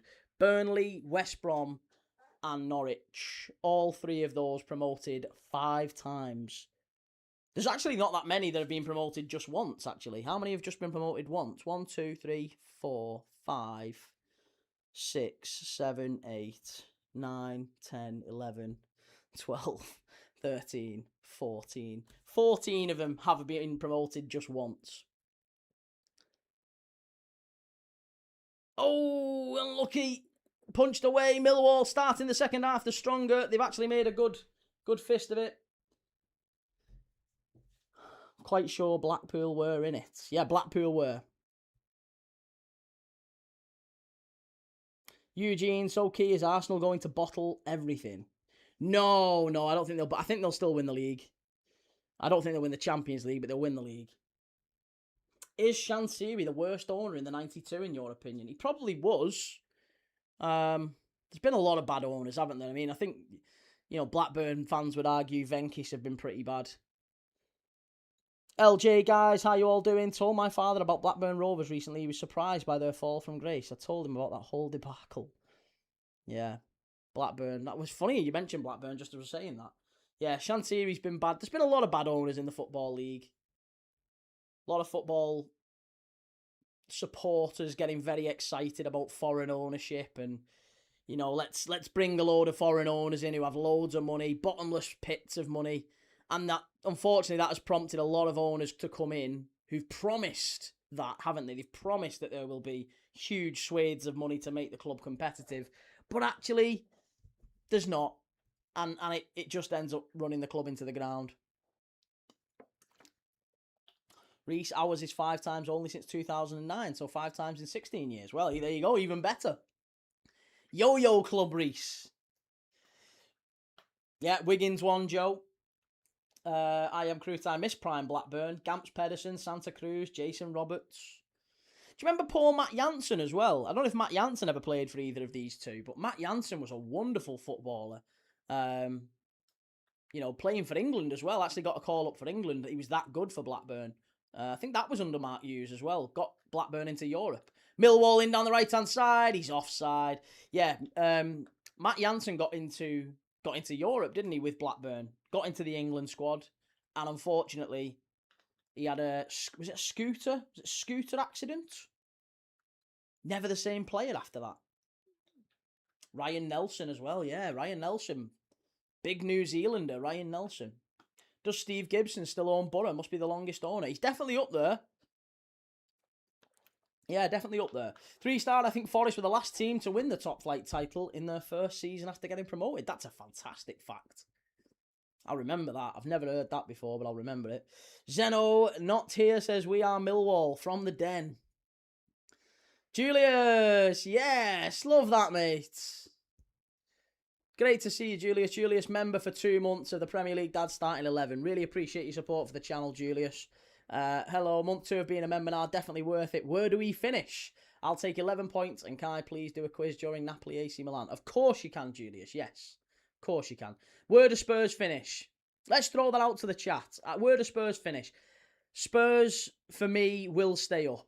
I think you'll finish 16th. I think you'll go on a little bit of a run towards the end of the season. I think you'll finish 16th. Hopefully Southend get promoted back to the EFL this year. It'd be good to see Southend back up there. LJ, I'm creating the EPL graveyard now, basically. Oldham, yeah, Oldham being in the Prem not that long ago. Oldham and Swindon, people forget Oldham and Swindon in the Prem. 18th says Will, I don't think De Zerbi will start well at all. We shall see. Eugene's gone for 18th as well. Some not so friendly people to the Spurs lot. Good save, that from the keeper. Big chance for Millwall. And it's over the bar. As much as I'd like to see them go down, I reckon they'll survive. Spurs to finish 17th, says Joseph Spinks. Fair enough, Joseph. I'm kind of with you. I think 16th, 17th, I think they'll stay up. Reese, when is our yo-yo going to finally snap, though? That's the million-dollar question. Unsustainable, and it ruins the special essence of promotion. It gets where you can't fully enjoy the success. Yeah, because you'll be back there again probably at some point, I imagine. I can't speak about it because I'm not a Burnley fan, but I imagine that's how you'd feel, mate, wouldn't it? You'd be a bit, God, back in the Prem again. When are we going to be back down here again? See you in 2 years. Fred got Millwall last week when they were down 1 to Middlesbrough. I'm rooting hard for them today. That's good value, that, Fred. Well done, mate. Very good value. Medusa Cascade, De Zerbi struggled first 7 games at Brighton. I mean, he's grown as a manager since then. Maybe because he started quite well at Marseille, didn't he? Sure, he had a pretty decent start at Marseille. I'm sure I saw some Spurs fans were talking about that. I've not looked, but people were saying he came into Marseille and kind of hit the ground running. Barnsley, Andy McNabb, yeah, Barnsley was another one. Been to Oakwell. And Neil Redfern scored against Liverpool at Oakwell. Genuinely, if Spurs go down, would De Zerbi do a season in the Championship? Well, he said that. He said, whatever happens, come what may, I will be Spurs manager next year. Claydon says 17th on the final day, lose on the final day, and they go down. Yeah, they play Everton final day of the season. I'm intrigued to what. Maybe we'll watch that one. I don't know if we're going to have 2 tellies on the final day. Liverpool for the Champions League race. Everton Spurs. We'll see. We'll have to see what that looks like. Can see Burnley getting Dyche back. I think Dyche thinks he's better than Burnley now. I'm not saying I agree with him, but I think Dyche will think he's better than that. Kimran, come on Millwall. Any changes made yet? No, I don't think so. Not as far as I'm aware anyway. Let me have a look. I don't think there was. Oh, hey, apologies. Yes, there were. There were 2. There was 1 for each side at half-time. That's maybe why I didn't see him coming on. They just came out at half-time. Kvistgarden went off, and Mohamed Toure, the Australian, came on. He's had a fantastic start for Norwich, hasn't he? 4 goals in 5 games since he's come in from Randers. So, yeah, Toure is up front, and Kundal's gone off for Mihailo Ivanovic. Ivanovic was the guy who was up front with Coburn against Middlesbrough on Friday, so maybe a more cohesive partnership up the front end for Millwall. They certainly started the second half better. First half was dreadful from both sides, but Norwich looked the better side. Norwich have definitely been the stronger of the 2. But since the second half's kicked off, I think Millwall have done well. Millwall have been brilliant second half. They named a pub after him. Eugene says, Tottenham, can I please win the Champions League? Me, how about the Championship? Yeah, how's the second half going? So far, Jack, it is all Millwall, to be honest. Norwich haven't been able to get out their own penalty area in the first 10 minutes or so. Millwall down the right-hand side here. And it's going to be a throw into Norwich, sorry. Goal, Oxford United. I think Spurs fans will have a better idea with the team's reaction after this weekend's fixtures if they drop into the drop zone on Friday night. Yeah, they play. It's West Ham Wolves, isn't it? West Ham Wolves on Friday.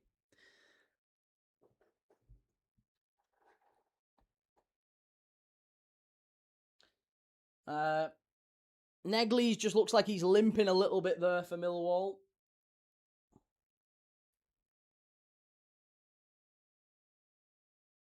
Oxford now leading Portsmouth 2-1. Big game at the bottom of the Championship, that one. Portsmouth, I think, are gone. I said this the other day. I think Portsmouth are down. Millwall ball in. Should be. It's 1-0. There you go. It's a goal. Millwall are in front. Ball gets pulled back across. And it's that fella, Ivanovic, who's only just come on the pitch. Great ball. Right-hand side, I think it was Aziz. Was it Aziz who floats it in? Lovely ball in. And Ivanovic with the header in the 6-yard box. Millwall 1, Norwich 0. There you go.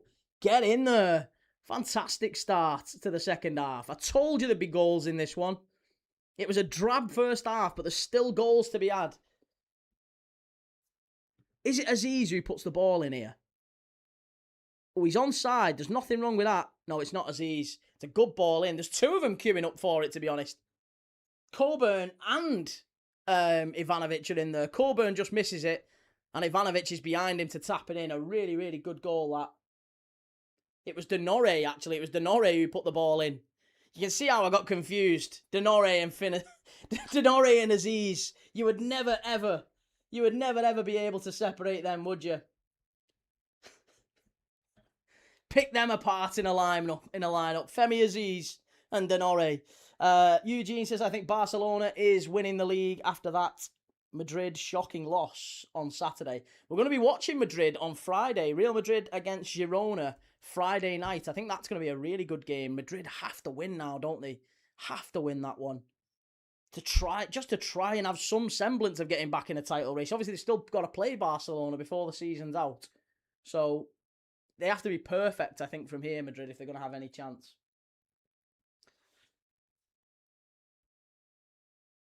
Would the Arsenal fans in the chat take winning nothing if Spurs went down? I don't know how many Arsenal fans we've got in the chat, but if there are any Arsenal fans in the chat, would you take winning nothing if it meant Spurs go down? I can't see that. I think most would be preoccupied with their own success, I would hope, anyway. Get in, says Andy McNabb. I don't know why, but I hope Norwich get a result here. Ayu Bremen, Keith Thomas is my mate, and you're mine, mate. Love you to bit. There was a claim for offside there on Denore. I don't think he is. Nah, he's not offside. It had been very tight. He might have been offside in the Premier League. I think if we had VAR, there might have been a slight check. But it was so tight, and I don't think you want goals ruled out for that. I'd much rather have no VAR like the Championship has, where you can actually celebrate goals. If the referee doesn't rule it out instantly, it's a goal. There's always that element of doubt in the Premier League. As soon as it goes in, you're kind of looking at the linesman, looking at the ref, seeing if he's going to do the old... Oh, it's a nightmare. That's why I like the Championship, to be honest. Borough lose later, and it's looking very rosy for the Wall. Who've Borough got later? Borough are 4 points behind now. Yeah, who are Borough playing later? Oh, Swansea away, yeah. Hey, Swansea away. That's a difficult place to go. Swansea are doing all right. For a spell, Swansea look like they might maybe make the outside, have an outside chance of the playoffs. They've kind of fallen away a little bit. The Bats Crazy Man, do you think Millwall are getting promoted this season? Yes, I absolutely do. Yes. Madrid look like they have too many superstars with massive egos. It's disrupting. Also, the manager is poor. There's rumours today, believe it or not. I mean, how true it is, I kind of hope it's not true. There's rumours today that Liverpool are targeting Vinicius Jr. from Real Madrid. He's not signing a contract, and apparently Liverpool have made moves, and Real Madrid have said if he doesn't sign a contract, we're going to sell him this summer because he'll only have a year left. So I really think there might be a chance for us to get Vinicius Jr. this summer, but I'm not sure how much. I don't know if I want him, to be honest. I don't know if I want that in a Liverpool side, as good as he is. I really don't know if I want him. I'll be devastated if West Ham go down just as Millwall come up. Clayton says Oxford's on 43 points, Millwall on 41, Leicester on 40. So Portsmouth could be 23rd by the end of the day. Yeah, honestly, I do think Oxford will stay up. I think West Brom will stay up. I think it's the bottom three that's there now.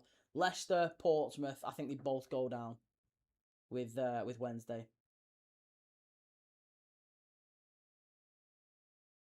I am Cruz says Romano's tweeted that Vinny said in an interview he'd renew when he's ready. Listen, I can't see him leaving Real Madrid, but I can also see some players maybe thinking that I'm not going to get the appreciation in La Liga. I don't know. He's whenever Vinicius has had a new manager at Madrid, it's always, apart from under Ancelotti,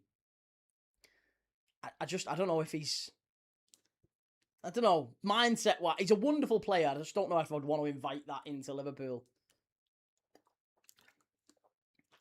The Bats Crazy Man says, my granddad's like 84. He's been a diehard Millwall fan all his life, so it's definitely good for us to get promoted finally. Yeah, it'd be brilliant for fans like that who've not seen Premier League footy at the Den. It'd be brilliant for him. Ben, I'd want Vinny. Offensively, we're woeful. Oh, I mean, hey, listen, I'm not going to argue on that last point, mate. I absolutely agree. We're all over the place offensively. We can't finish our dinner. Norwich are in now. I think it's Slimani, Torre, pull back, edge of the box, must be. Oh, what a goal that is! What a finish! That is absolutely outrageous. It's 1-1. What a goal! Disgusting finish from Matheson. It's 1-1. That is absolutely outrageous. Pelle Matheson.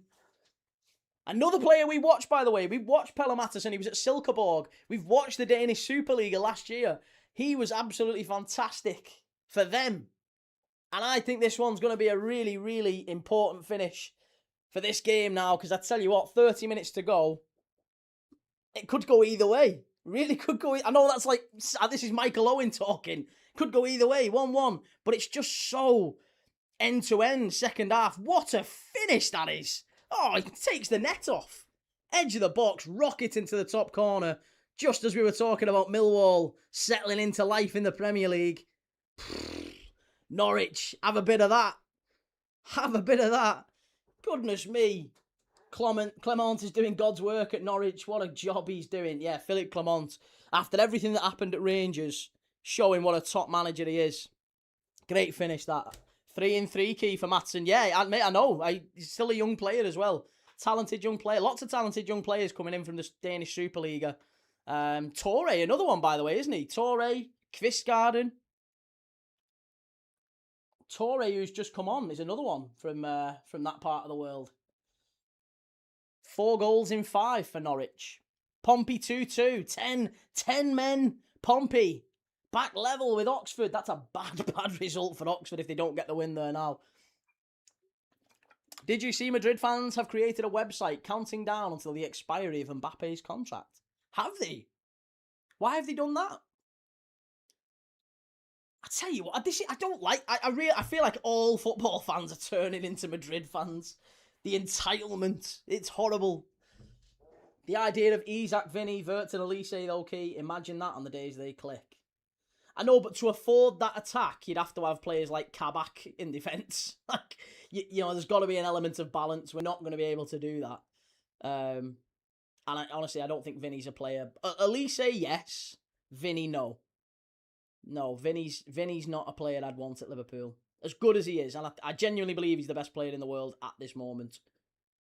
But I wouldn't have him at Liverpool. Kimran says, can't take anything for granted in this league. Come on, Millwall. Ahmed, yeah, Chris Wood was the most important player for Nottingham, but he's old now. Performance will drop. Yeah, that's it. Torre with an assist as well, by the way. It's another one they might be keeping their eye on in the Championship. Dictator Mbappe is funny.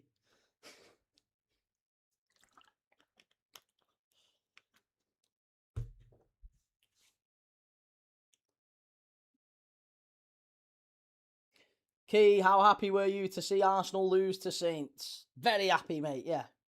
I think we all were, weren't they? Let's be honest. Everyone was kind of happy to see Arsenal get beat against Southampton. Everyone loves the underdog. Everyone loves to see the underdog win. Unless it's against your team, obviously. Will, I've been saying Kane will win the Ballon d'Or. However, if we sign Vinny, my opinion might change. I think Kane deserves one. I would give it to Kane. Stoppage time plus 5 minutes. Fisher's down for Norwich. Listen, if you're new around here, couple of things just while we've got a break in play. We are live every single day. This is what we do on this channel. Yes, I'm a Liverpool fan, but don't hold it against me. The thing that we have in common here, our community, is we watch games of football together every single day. Every single day. And it's different leagues, different games. Millwall, Norwich right now. Tonight we're watching Napoli against AC Milan, second against third in Serie A. That's huge. Last night we had Inter Milan v Roma, 5-2. What a game that was. Tomorrow night we're doing Sporting Lisbon against Arsenal. Wednesday, PSG Liverpool. Thursday, Crystal Palace against Fiorentina. The great Fiorentina kit just behind me. Crystal Palace against Fiorentina on Thursday. And Friday night, we're going to be doing a bit of Real Madrid against Girona to see if Madrid can get the La Liga title charge back on track in some way, shape or form. But yeah, we cover more games than any other channel. My name's Key. If you like that sort of thing, if you love football, doesn't matter who you support. If you're an Arsenal fan, a United fan, you've just come here to give me a bit of stick and troll me, that's fine. I'll give you banter, you give me banter, it's all good fun. But we watch games of footy here every single day. If you like that sort of stuff, then hit the like button and subscribe. You'll see more of it. By the way, and World Cup coming up. I am going to be watching 81 games across 39 days. 81 games across 39 days during the World Cup. The old Jules Rimet will be live for all of them. At 4 a.m. in the morning, I will be watching Iran against Egypt. Assuming Iran are there, obviously. Forgetting politics and all that stuff that's going on in the world. Football's a nice respite from that, isn't it? But yeah, I'll be there for that in the World Cup.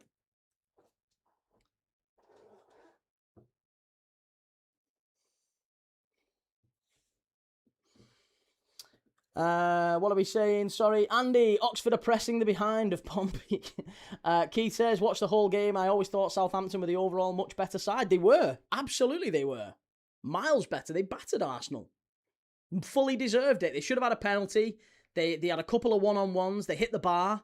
And they scored 2 very, very good goals. So yeah, Arsenal didn't really have a sniff other than that. That Fiorentina kit behind you is absolutely fire. Yeah, I love it. It's one of my favourites.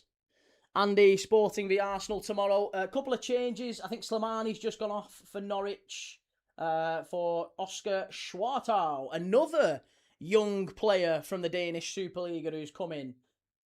Oscar Schwartau's come on for Slimani. And it's the subs who've made the difference here. It's the subs who've made the difference. Torre came on for Norwich and he sets up Maatsen for the goal that equalises for Norwich. And Ivanovic obviously came on at half-time. He scored the opener. What should have been maybe a winner for Millwall. But Ivanovic scored to make it 1-0 and Torre set up the equaliser. Arsenal look knackered, says Medusa Cascade. Arsenal had gone, listen, 2 defeats back-to-back and out of 2 competitions back-to-back. That's going to be a really, really difficult game for them tomorrow against Sporting. We watched Sporting against Bodo Glimt on this channel. We watched it live and Sporting were fantastic. They were brilliant. They battered Bodo 5-0. Brilliant performance. Luis Suarez up front, fabulous player. So they'll give Arsenal a game. If Southampton gave Arsenal a game, you can bet your bottom dollar that Sporting Lisbon will. And I just wonder if they've gone out of the League Cup, they've gone out of the FA Cup, and they get a bad result tomorrow, psychologically, given that City beat them, and also City, as horrible as it sounds as a Liverpool fan, City dismantling us in the league, you know, how does that settle? Does that plant a grain of doubt in Arsenal minds for the rest of the season? Arsenal have a problem breaking teams down, but we were definitely in control for most of the game. Do you think? You were in control? Do you not think Southampton had loads of chances? I'm not sure I would characterise that as being in control. You maybe had more possession than they did, but I don't think that necessarily equates to control. Having the ball doesn't mean you're in control. There's some teams who sacrifice the ball altogether and play for space, don't they? And play for moments on the counter-attack. Mason Longley, how long you live for today, Key? This one, and then I'm doing Napoli against Milan tonight. So 2 games today. When you back on after this live, mate? Live tonight at 7:30. So once this one's finished, we've got 20 minutes or so left of this one. Finish up about 3 o'clock, and I'll be back in a few hours later for Napoli AC Milan. Antonio Conte's Napoli against Max Allegri's AC Milan. The champions of Serie A. The holders of the Scudetto. At the Diego Armando Maradona Stadium. Lukaku on strike for Napoli. Anyone surprised by that? Andy McNabb says Benfica are on a record run in the Portuguese league. They are. Mourinho's doing brilliantly, isn't he? Charlie Hughes says Arsenal weren't in control at all. Saints were able to get so many chances to kill the game off before that. Southampton looked the better team at 1-1. They did. I'm not absolutely no denial of that for me. I absolutely agree. Southampton were the better team throughout for me. Ben, I think a Soccer Saturday type live would be good from you. I think the difficulty is I probably could do that for here, for TikTok. Probably couldn't do that anywhere else. I don't know if that would work anywhere else. Plus three lives in a row. I've got to rest my voice. My beautiful audible chocolate tones. I have to rest my voice. I've got to practice though, because we're doing 3 games in a row pretty much every single day for the World Cup. There's games on at like 9 p.m, midnight, 2 a.m. every single day, and I've got to get my body ready in shape for that one. Oh, how much is your voice insured for? Not enough. Not enough. Say, I'm going through water though, like nobody's business. Need shares in Highland Spring. Lukaku's interview after rejoining Chelsea saying he wanted to go back to Inter is legendary. Ahmed says Lukaku is hated by the fans of most clubs he played for. Apparently he enjoys it. Listen, it's crazy because he should have stayed at Everton, shouldn't he? He was adored at Everton. Everton is by far the best version of Lukaku I've seen. Think you'd be doing the 2 a.m. kickoffs? Well, I am committed, very committed. And when I see you, I'll explain why. But more to the point, 81 games across 39 days, even if I was only doing like 50 of them, you'd still need to get your body into some sort of a sleep cycle, a circadian rhythm. So for the week or two before the World Cup starts, I'm going to stay up later and later and later until I'm going to bed at about 6 a.m. in the morning. That's what I have to do. 6 a.m, 7 a.m, fall asleep. Wake up at 3 p.m, 4 p.m. in the afternoon. Big night of streaming. Chimey, you can practice by doing Brazilian. Yeah, we could maybe do some MLS. Yeah, we could do maybe MLS, couldn't we? Dan, hey Key, are there any little gems from the other leagues you watch that you think might get moves to the Prem or the Championship this summer? Who do you think might go in for them? Do you know what? I've thought about doing a video of this because there's a lot of games we've watched where we should maybe be a scout. We do make everyone in the channel a scout because we're all watching the same game. But yeah, we've covered quite a lot of like obscure leagues, and admittedly, we only watch like a couple of games in them. But when you're watching them for 90 minutes, I mean, how often do you get to watch the Danish Superliga? Probably not very often. But I would argue we have watched far more of the Danish Superliga and Danish Superliga sides. We watched Copenhagen, we watched Midtjylland, we watched the Cups, Danish Superliga Cup final last season. And we watched both Midtjylland games against Forest, didn't we, in the Europa League? So yeah, specific and Midtjylland in the qualifiers. Obviously, the qualifiers against Hibs. They played Hibs, didn't they? So there's players like Osorio, Simsia, Gogorza, Francolino, players like that for Midtjylland who are phenomenal. All 4 of those, I think, will be in the Premier League very, very soon.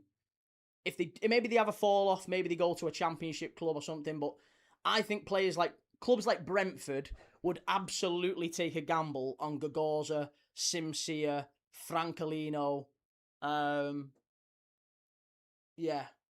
Francolino, Simsia. Osorio even better. All of those have been absolutely terrific.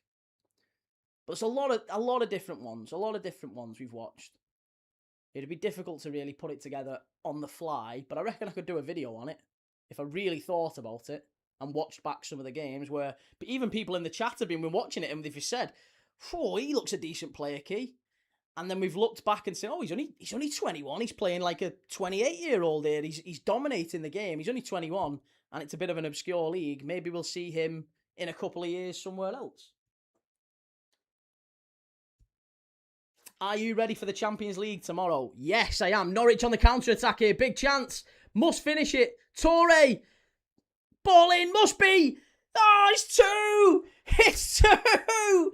Norwich have shocked him. And it's Schwartau off the bench. And it's Torre again who's created it. It's the subs who've changed the day. And I tell you what a goal that is. Torre showing all the composure. And just so good. I can't believe he gets in position again. And all the defenders think he's going to shoot. And quite rightly so. And he just slows the ball down. And plays a lovely pass across the 6-yard box. Schwartau's there, the young 19-year-old. Another Danish Superliga import. Smashes it in. No chance for the keeper. So close. What a goal this is. Puts 2 defenders on his arse there. Barry Bannan, no chance. And what a ball in. Cooper's claiming for an offside. But he's playing everyone on. No, he's playing everyone on, Cooper. Got to expect better there. Oh, great goal. Great goal. 2-1 Norwich, 15 to go. I said 2-2. I still think we're on for 2-2. Still think we're on for 2-2 here. Kimran says Millwall have to win this for automatic promotion being a real possibility. 4 points in front of Ipswich, and Ipswich having 3 games in hand isn't enough. And Jeremiah says, afternoon all afternoon. Hope you had a nice Easter watch-along. Leeds crack the hammers. How's Key doing? I am good, mate. How are you, more importantly? 2. I mean, do you know what? 3 brilliant goals here. The game's come alive second half. It's been a fantastic game. Millwall have bottled it. Sammy Tallboy, no way. Not good for Millwall. Get in there, Oscar Millwall are bottling it, says Tony. Dan says, I definitely watch videos of you giving your scout reports on players from lesser viewed leagues. Reckon videos like that could be a hit. Do you know what, mate? I've tried to steer clear of the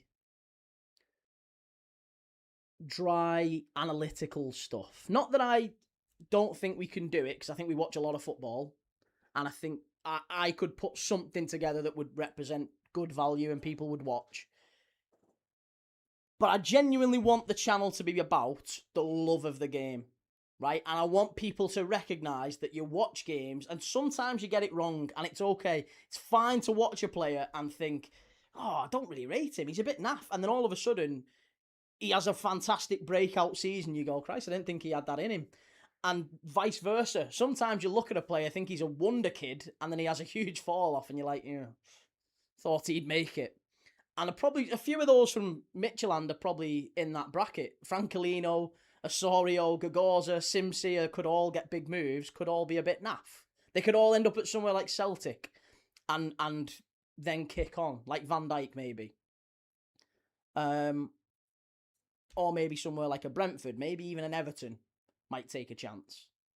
Like a middling Premier League side. No disrespect to those. I mean, both of those might be in Europe this season. Millwall, must be! Oh, claim for handball! No, says the ref! Oh, nearly there for Millwall, and it's cleared away. The ref is getting surrounded here. I wonder, Jack Stacey, they're all claiming a possible handball on him. The ref says no immediately. There's no VAR. But as the ball gets swung in from Barry Bannan, it's flicked on. It comes to the far post. Nah, that's not a penalty. He throws his body at it. Nah, hits him in the head, I think, if anything. Yeah, I've tried to make it more just about the fun of the game, which I know sounds a bit cringe, but I just want people to enjoy watching football and taking it for what it is and not getting too... There's a lot of channels who do scout reports and stuff like that. And they're fun. There's some absolutely brilliant fan channels. Not even fan channels as such. They're actual proper football scouts, aren't they now? Football scouts are now doing YouTube videos and very deep, dry, analytical stuff. Talking about half spaces and Trek artistas. And, 0.6 half presses and all this shite. I just love watching games of footy, and I think if a player passes the eye test, then you look at the stats and you see if the underlying numbers support that thinking. That's how I would go at it, rather than the opposite way around.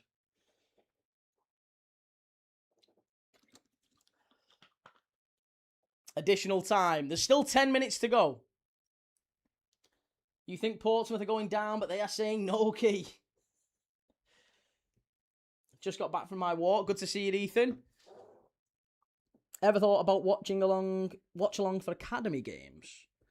We might have to be honest. I try and keep the game every day streak going, and we have for a very long time. But some days there just isn't any football on, like anywhere in the world. There's not many days like that in the year. Like we watched a game on Christmas Day in the Saudi Pro League, but there's some days where there is literally only like the Nigerian Premier League on.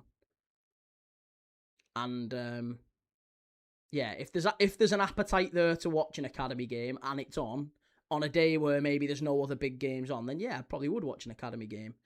But we've watched a bit of everything. We've watched women's football, we've watched Latvian League, Saudi League, Danish League, the Dutch League. We've watched second division games in other countries. Kimran says, Millwall not bottling anything, just doing our best like all season. You can't win them all. Norwich's recent form, fair play to them. They'll be right up there next season. Yeah, listen, that's also a very fair shout. Norwich have been phenomenal recently, and I think today. Norwich were the better side in the first half. Millwall came out the trap second half. But for Millwall to, go in front and Norwich still to have the wherewithal to turn it round, two very good goals as well. Really, really good goals.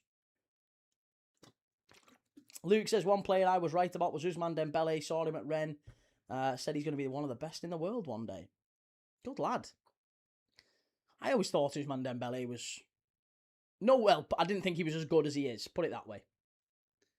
I thought he was a decent player, but I never thought he was quite as good as he is. When I watch him now, I think, yeah, incredible player. Not sure he's Ballon d'Or. Andy McNabb, you said 2-2. I did, and I still think 2-2's a possibility. Millwall are still pushing for it.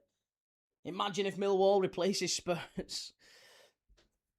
Ahmed, I watched Chelsea Academy games for like 15 years. Really enjoy it. Good lad. It's Eleanor, if it stays like this, Norwich safe from relegation. Hats off to Philippe Clement. When he came in, Norwich City had 9 points and were 5 from safety. Job done. Done very well, hasn't he? Yeah, very, very well. Alex Neil has got some coaching to do, though. Last 10 minutes. The Lions are going to have to do something. They have to make some changes. Tom Watson's come on for the goal creator, Denore. We watched Tom Watson do something out of nothing in the playoff final last year. It'd be handy if he could do something here now. Jeremiah, I go with Millwall bottling it. No card suggesting lacklustre or too careful overall. No card suggests that there's maybe been a lacklustre approach from Millwall. Not sure if I agree with that, but I get the thinking. Not like Millwall to go a game with no bookings. I mean, there's still time. Ball in, good clearance away, and I think that might be a corner. No, Norwich keep it in, well done. Dembele is best friends with Sunderland's owner. Is he really? There are currently 17 Danish players in the Championship. And I bet 6 of them are playing for Norwich. Here's Toure again. I tell you what, they've got a chance here, Norwich. They've got a chance. Toure, corner, does well. He's causing all sorts of problems, Toure. He's having a great game.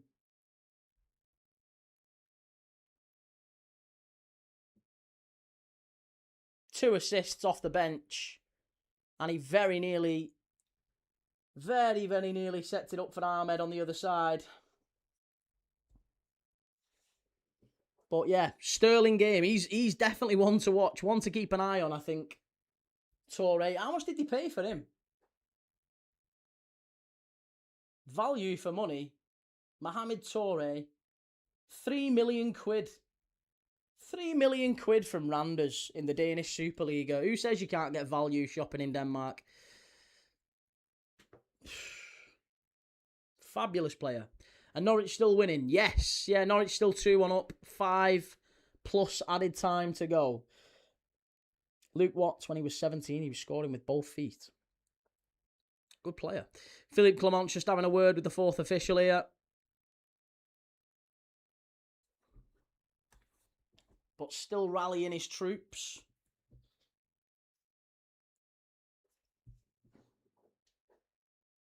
Great run from Ahmed. Great run from Ahmed. Got plenty of pace about them, haven't they, Norwich? Cuts inside. Toure. Does very well. And straight back in the area. He's got great movement for a centre-forward as well, and it's a corner to Norwich. I tell you what, more I'm seeing of this kid. The more I'm seeing of this kid, I'm liking him. PFC TV, Key Thomas to Dublin vlog. Key Thomas to Dublin. Can draw, guys, says usually. I still think a draw is possible, but as it stands, from what we're seeing at the minute, I'd say Norwich look more likely to add a third than Millwall get an equaliser. But I could be wrong. I've been wrong before. It's happened once or twice before. Bannon's coming off. Claydon, thank you very much, mate. Very kind of you. Derek, hello, Key. I'm good, mate. How are you? Andy, watching Women's the FA Cup, Chelsea v Spurs. Women's FA Cup. Arsenal went out of that yesterday, didn't they? 3-star says, see you later, everyone. Take care. Please hit the like and subscribe if you haven't already done so already. Thanks. Cheers, 3-star.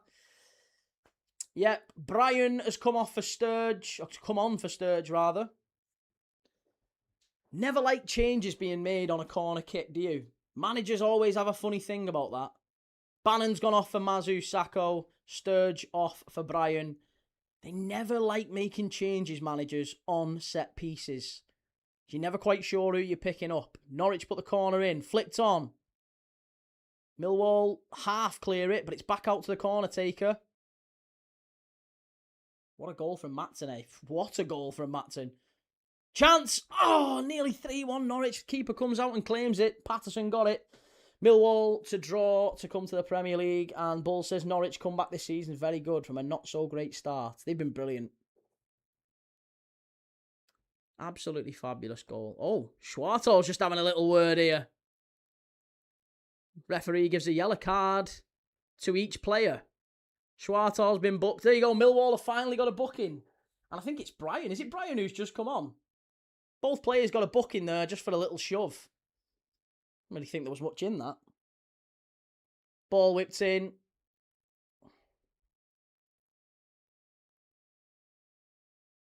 Liam, no idea how we drew to Portsmouth to then play like this.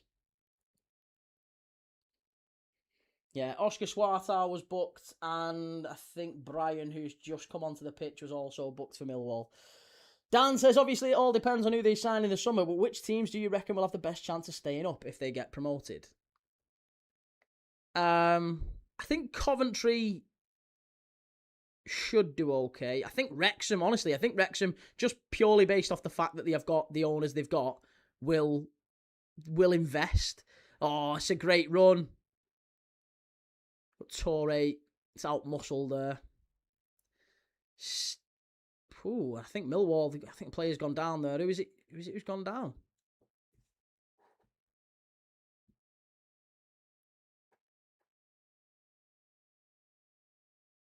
Oh, hey, I think Millwall have got a player down here now and he might need to come off. Little bit of a clash with Torre chasing the ball down. Yeah, I think Coventry have got a decent chance. I think Wrexham have got a decent chance. I think Ipswich might have a decent chance if they come back up with Kieran McKenna. Again, second time round, usually maybe they'll get it right.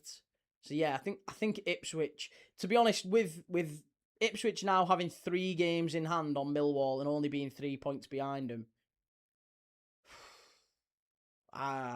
Yeah.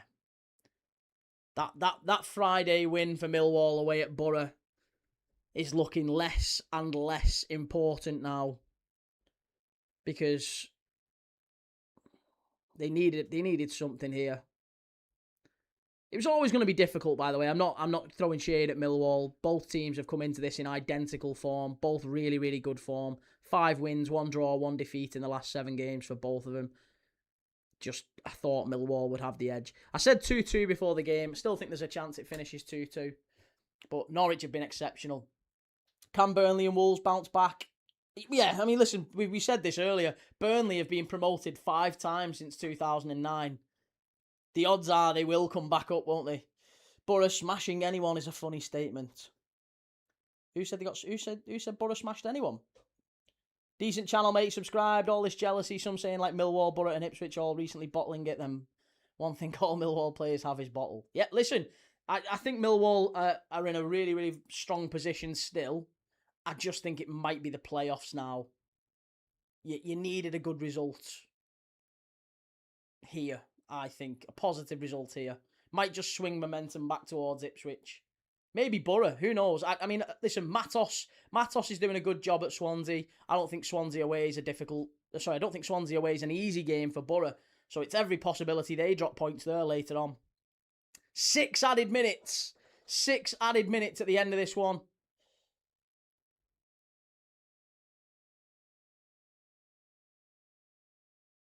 Millwall still pushing for that equaliser. Real Slim Shady says Wrexham won't survive in the Prem. They don't have the money to compete in the Prem. I wouldn't be so sure, you know. Oh, big chance. Norwich at the other end. Hit it. Oh, over the bar. Just about. Goal kick. Captain for Norwich.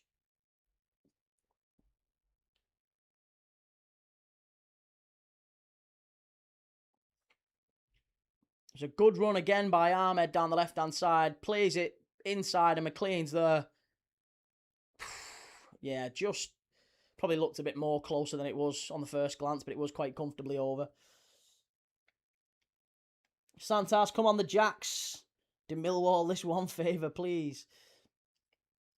Yeah, I think Swansea might be able to hold Borough later, but I'm not sure Ipswich will drop quite as many points as you think they need to. Three games in hand is a lot, isn't it?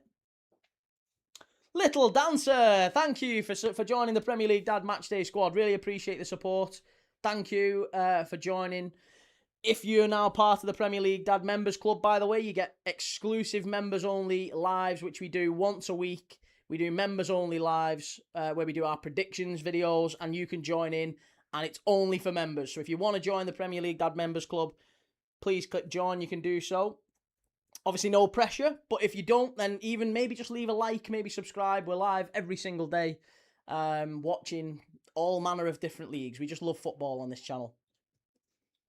Dan, a few clubs could make a good fist of the Prem. The playoffs are looking fantastic this season, no matter who finally gets in. And do you think Leicester go down? Yeah, it looks like Leicester will. I still think Portsmouth will. I can't look past the 3 teams that are in the bottom 3 at the minute. Obviously, Wednesday are gone, but yeah, I think Leicester and Portsmouth will join them. Oxford seem to have something, especially at the Kassam. They seem to have something. So, yeah. Blackburn outside chance as well, but no, I think it's going to be Portsmouth and Leicester. Sadly, I don't want anyone to go down, but, you know, I wouldn't take enjoyment in any team going down. I'm a Liverpool fan, so I haven't really got any horse in the race, but it's never nice to see any team go down, but I think those will be the ones that will. I'd like to see Leicester and West Brom go down. I don't think West Brom will. West Brom, I think, are okay now. Since Eric Ramsey's gone, and I thought he'd do okay, to be honest. He had I know it was at Minnesota, but he had a decent time of it at Minnesota, Eric Ramsey, and former Manchester United assistant, former Wales coach as well, wasn't he? He was doing good. He's sort of seen as one of the brightest young managers in the game, and he's gone to West Brom and just fell apart, really. But yeah, they seem to have recovered a little bit, so I think West Brom will be all right. Actually, to be honest, I got it massively wrong. When people asked me at the start of the season, who do you think is going to be in the Championship playoffs this year? I predicted Millwall, but I also predicted West Brom. West Brom last year, if you remember, they had Tony Mowbray, and they were so close to getting the playoffs, and they just blew it at the end. They had a massive fall-off at the end. So I thought West Brom would do all right. I didn't think they'd have the fall-off they did. Sammy, on next season with 8th place being the playoffs, can the Championship be more exciting than this year? I'm sure it will be. Playoffs are fantastic to watch, aren't they? We'll be covering them this year. We'll be doing the playoffs, qualifiers. The playoffs in League 1, League 2, maybe even the National League as well. I'd like to see Tottenham go down. I bet you would, mate. There's a lot of people seem to want Tottenham to go down. PFC TV, Keith Thomas, and Views on Sport. Dream collab. Views on Sport. I can't say I'm familiar with them. I'm sure they're fantastic, but I don't know who they are. Don't take that as me throwing shade, by the way. I don't know a lot of other content creators. I'm sure they're brilliant. That's probably more a reflection of my lack of knowledge than anything else, rather.